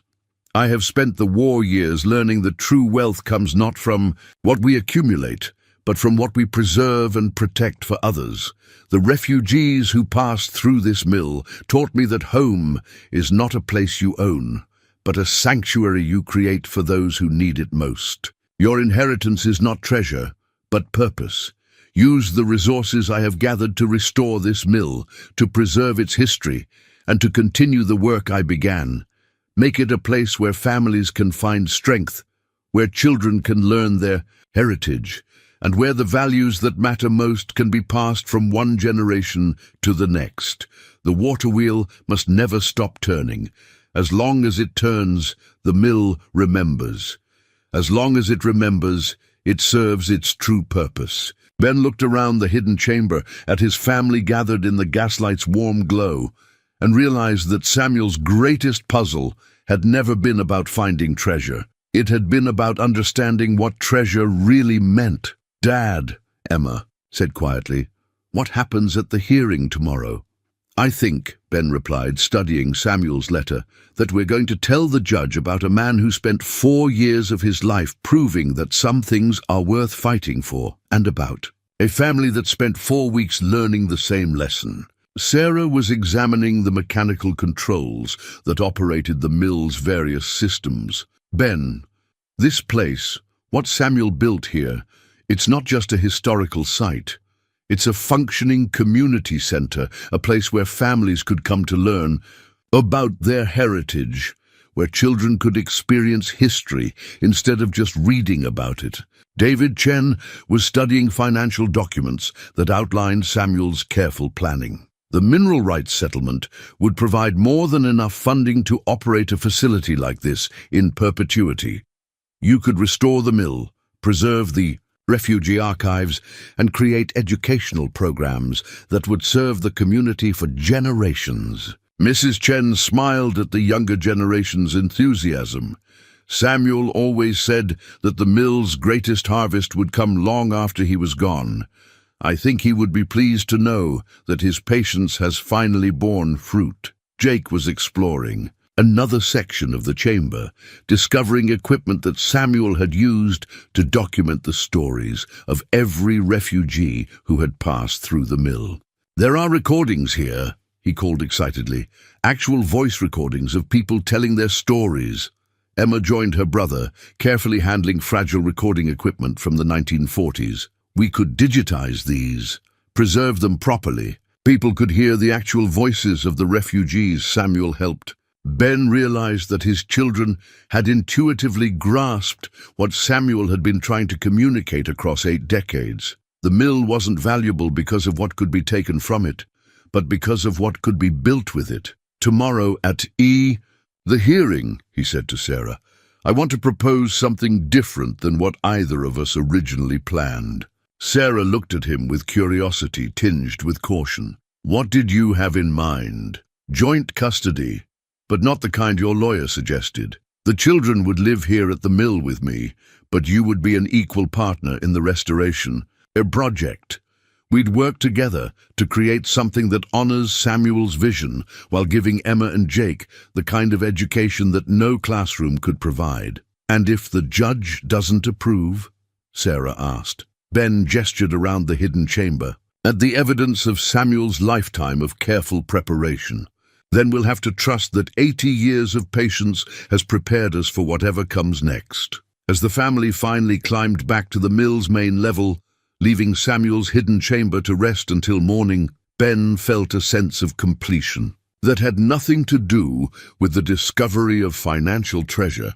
They had solved Samuel's puzzle not by being clever or lucky, but by working together as a family, by trusting each other, and by understanding that some things were worth preserving regardless of their monetary value. The water wheel continued to turn in the darkness, its steady rhythm a heartbeat that connected past and future, promising that the mill's greatest treasures were still waiting to be discovered by future generations of the Hollis family. The family courthouse in Cedar Falls had seen its share of custody disputes, but Judge Margaret Harrison had never presided over a case quite like the Hollis matter. As she reviewed the case files in her chambers before the hearing, she found herself reading documents that read more like an adventure novel than a typical family court proceeding. Property assessment indicates potential value exceeding $100 million, she read from Patricia Webb's updated report.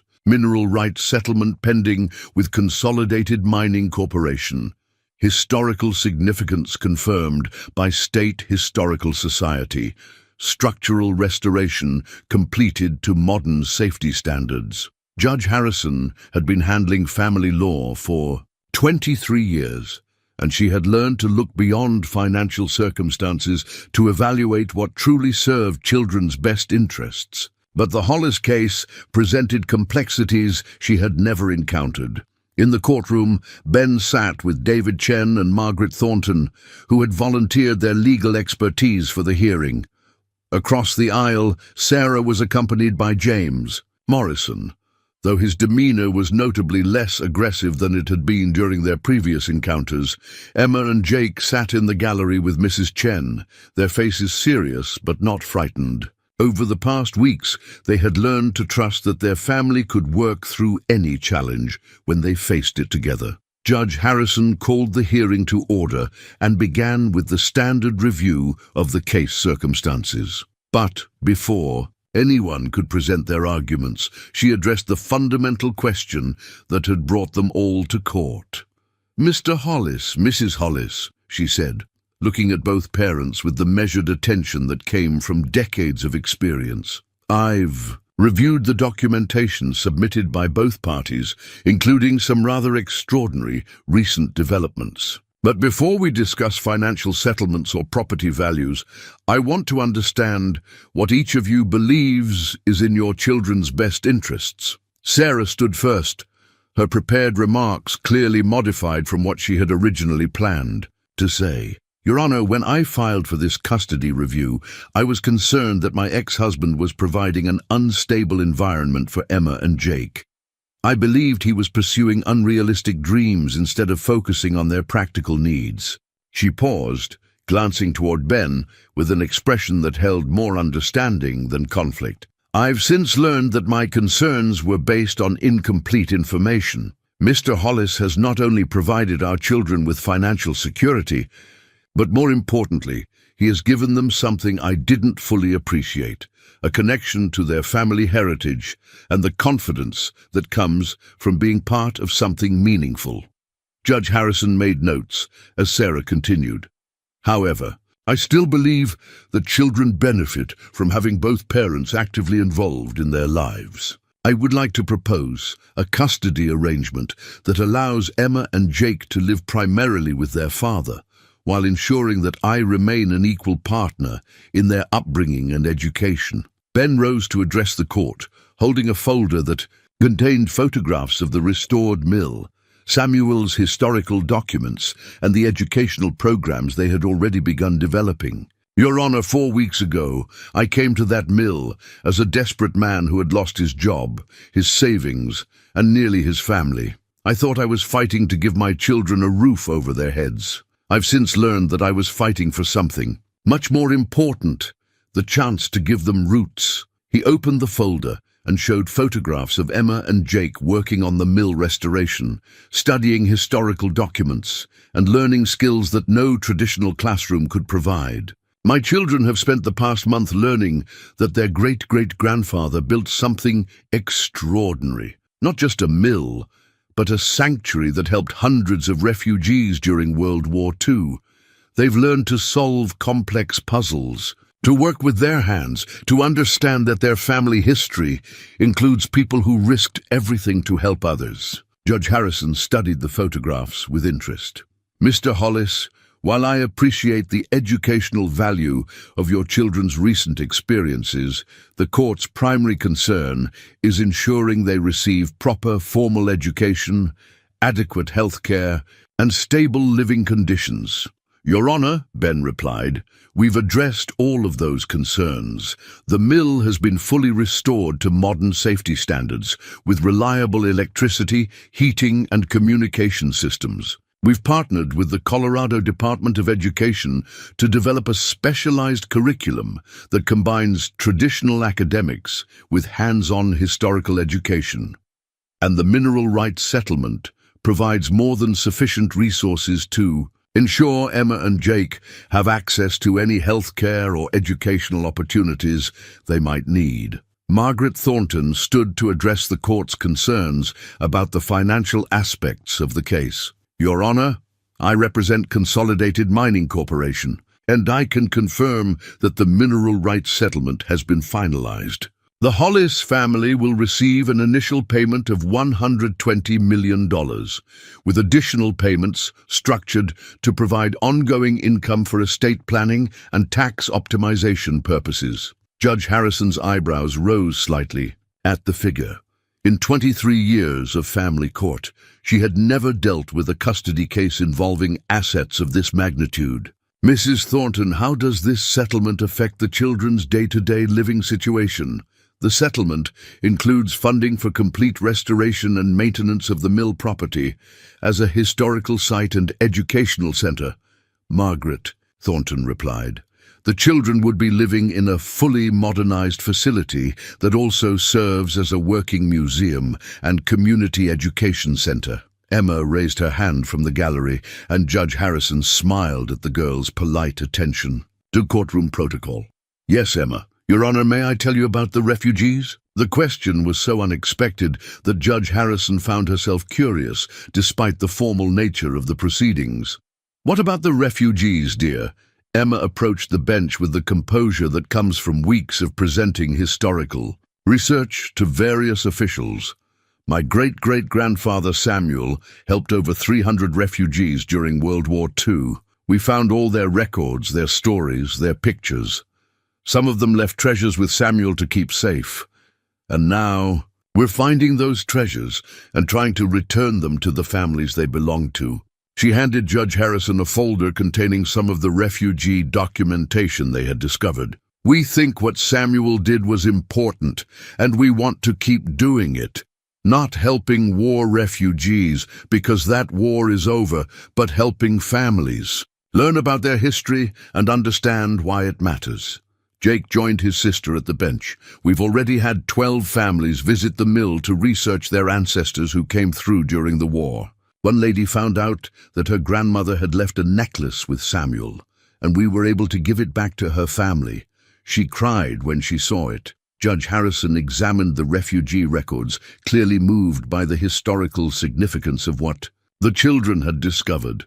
This is remarkable work you've been doing, but don't you miss having friends your own age, attending regular school? We're going to attend regular school too, Emma explained. Dad and Mom worked out a plan where we do our academic work in the mornings and spend afternoons working on the mill's educational programs. And Mrs. Chen's grandson David is helping us set up video conferences with other kids who are interested in family history projects. Judge Harrison looked at Ben and Sarah, noting the absence of the antagonism that typically characterized contentious custody cases. Have you two been able to work out a specific custody arrangement? Sarah stood again. Your Honor, we're proposing that Emma and Jake live primarily at the mill with their father, but that I maintain equal parental rights and participate actively in their education and upbringing. I would spend significant time at the mill, helping with the restoration project and the educational programs they're developing. And you're comfortable with this arrangement, Mr. Hollis? Ben nodded. Your Honor, I've learned that the mill works best when families work together.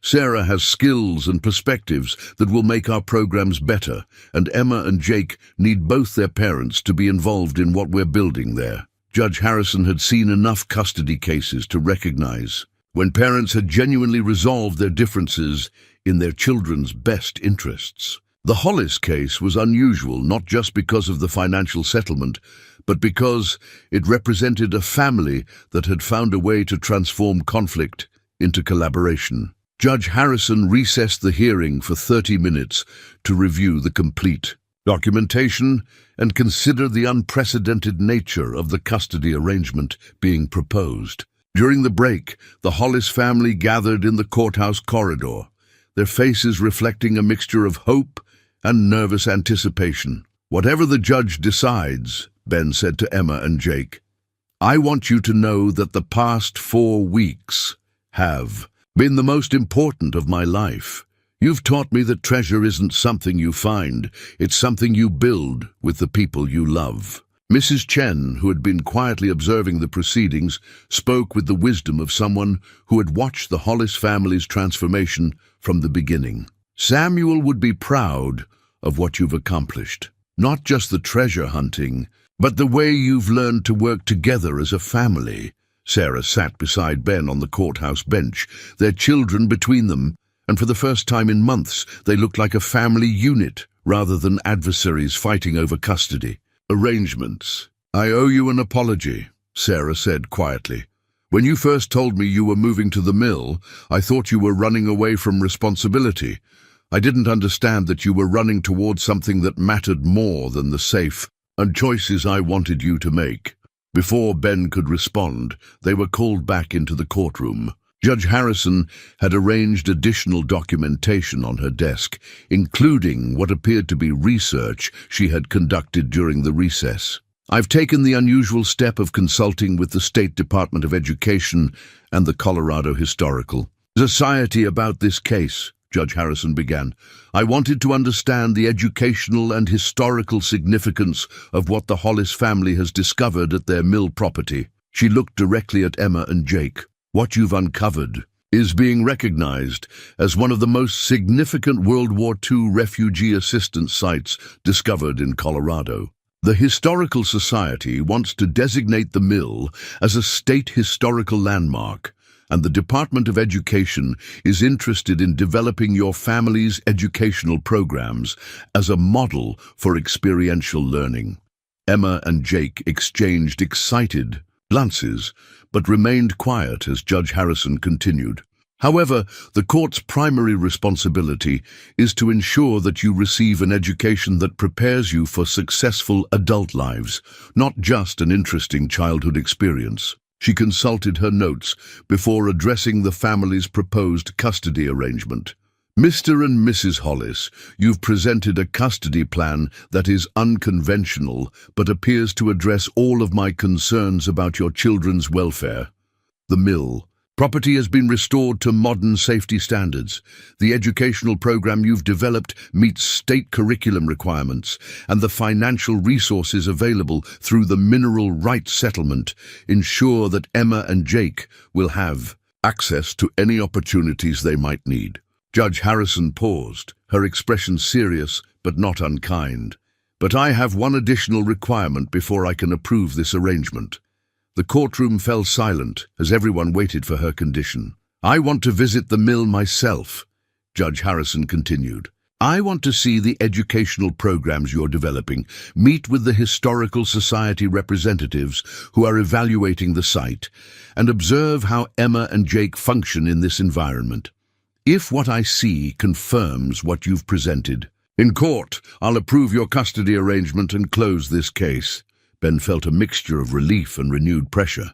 They had come so far, solved so many puzzles, overcome so many obstacles, but now their family's future depended on demonstrating to a judge that the mill really could provide Emma and Jake with everything they needed to thrive. "Your Honor," he said, "we would welcome the opportunity to show you what we've built at the mill." "When would be convenient for this visit?" Sarah asked. Judge Harrison consulted her calendar. "Tomorrow afternoon, if that works for everyone, I'll bring representatives from Child Protective Services, the Department of Education, and the Historical Society. Consider it a comprehensive evaluation of your family's proposal."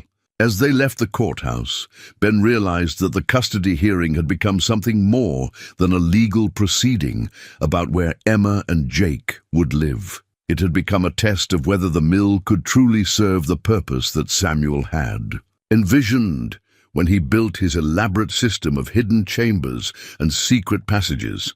That evening, the family worked together to prepare the mill for the judge's visit.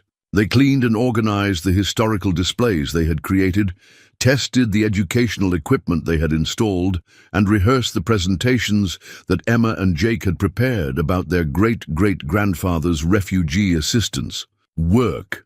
Mrs. Chen arrived with a fresh batch of her famous apple cider and a folder containing additional historical documentation that she had been saving for the right moment. "These are letters," she explained, "written by some of the refugees Samuel helped, sent back to the mill over the years.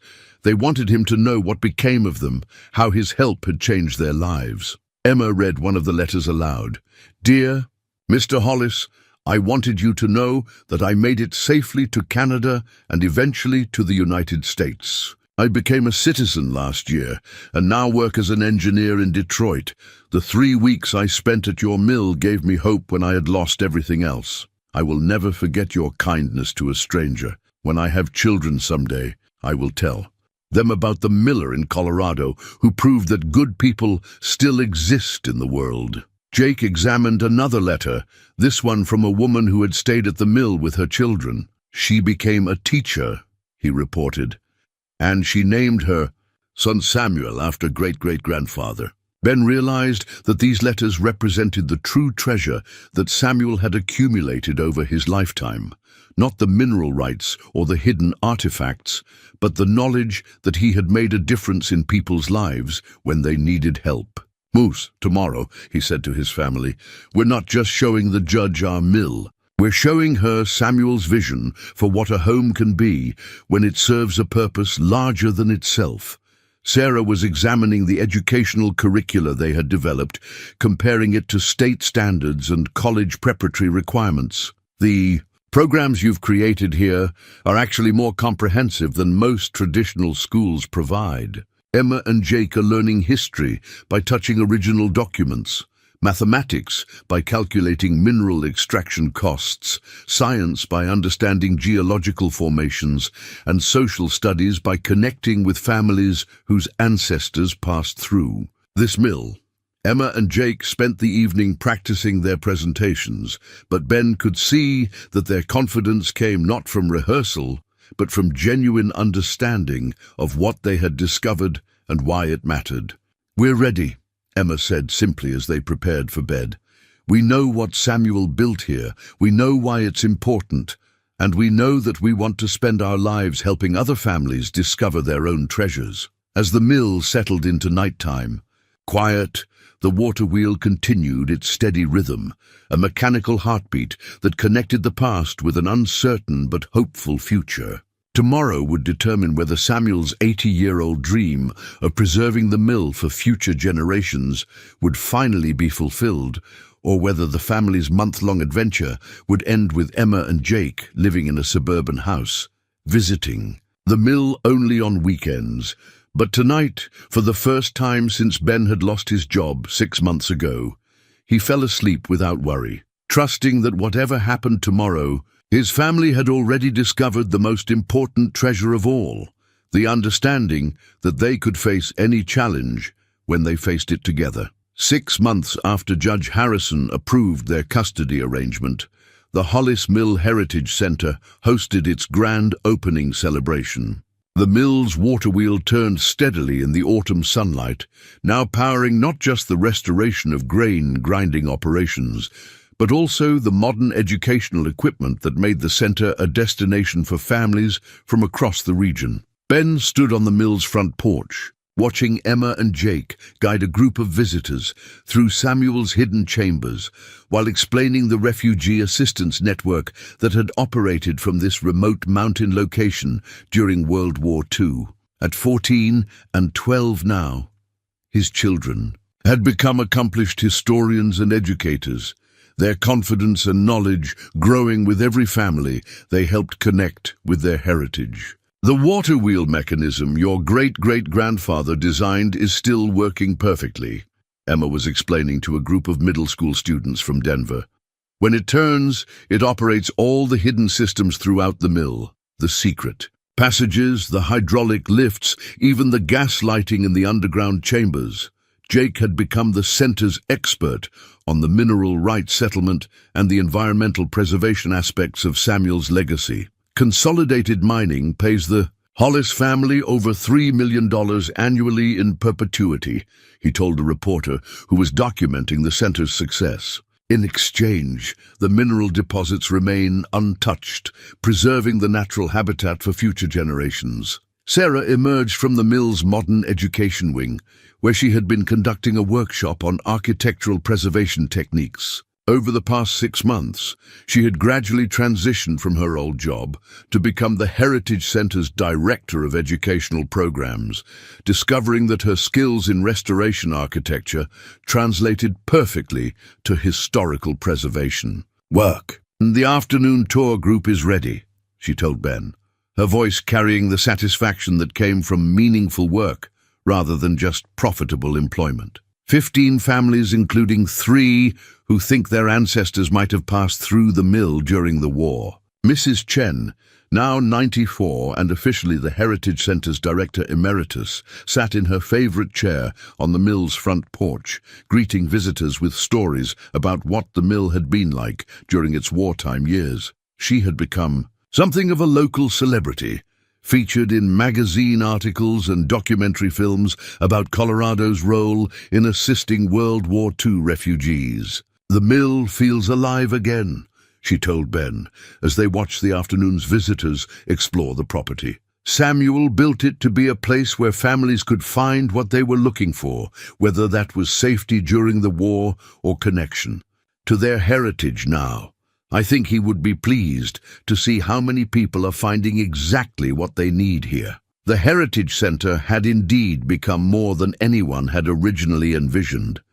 The refugee archive that Emma and Jake had discovered now served as a research center for families across North America seeking information about relatives who had fled Europe during the war. The educational programs Sarah had developed were being replicated at historical sites throughout the region, and the mill itself had become a symbol of how historical preservation could serve contemporary community needs. But perhaps, most importantly, the Hollis family had discovered that their greatest treasure hadn't been the mineral rights settlement or the refugee artifacts.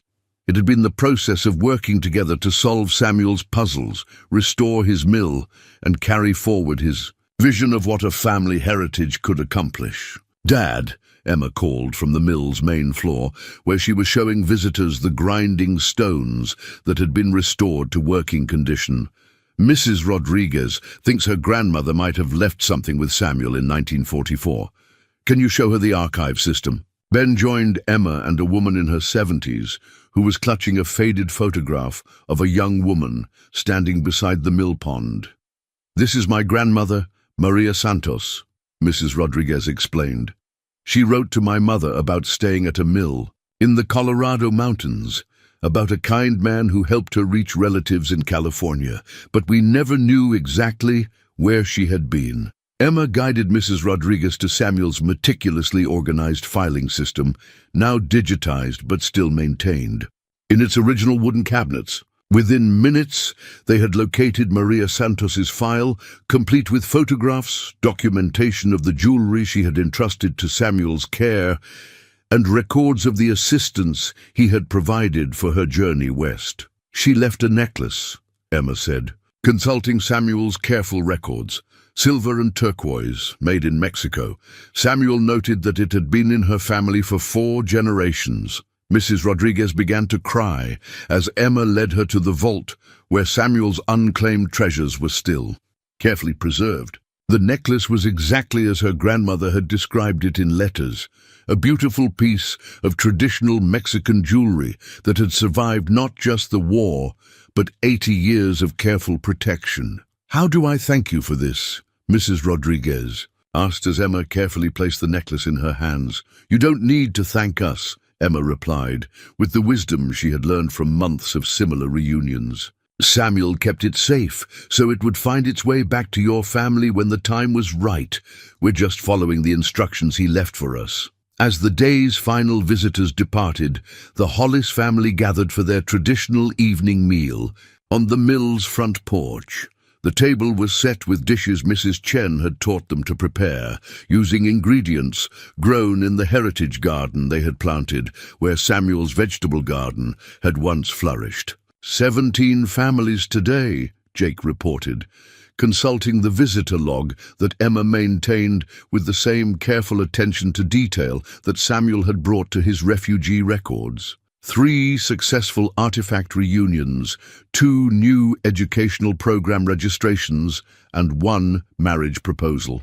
The proposal had taken place beside the mill pond, where a young man had asked his girlfriend to marry him in the same spot where his grandparents had met as refugees in 1943. Emma and Jake had witnessed dozens of similar moments, families reconnecting with their history, children learning about ancestors they had never known, people discovering that their heritage included stories of courage and resilience that they could carry forward into their own lives. "What's the total now?" Sarah asked, referring to the Comprehensive count they kept of families served by the Heritage Center. Emma consulted her carefully maintained statistics. 2,347 families have visited the center. We've successfully reunited 112 refugee artifacts with descendants of their original owners.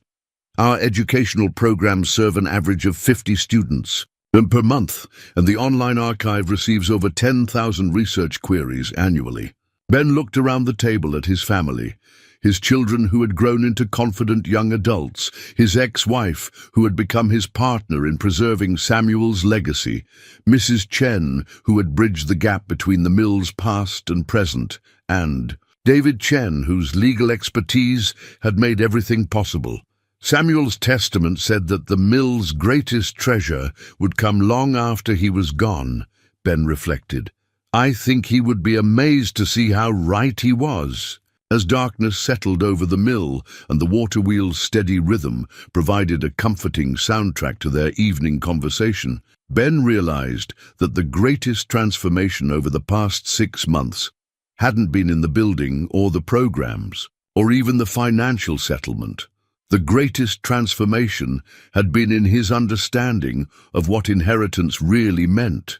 They hadn't just inherited a building or mineral rights or hidden treasures. They had inherited a responsibility to carry forward Samuel's vision of what a family could accomplish when it dedicated itself to serving something larger than its own immediate needs. The mill's lights reflected in the pond's still surface, creating a mirror image of the present that honored the past while pointing toward a future filled with possibility.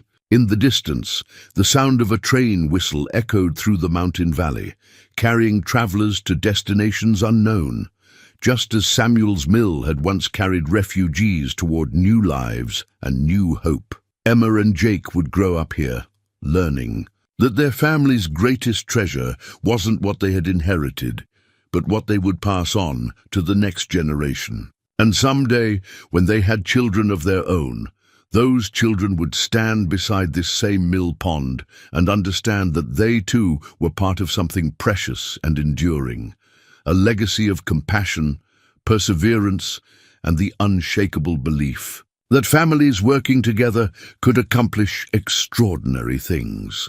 The water wheel continued to turn in the darkness, keeping perfect time with the rhythm of hope itself.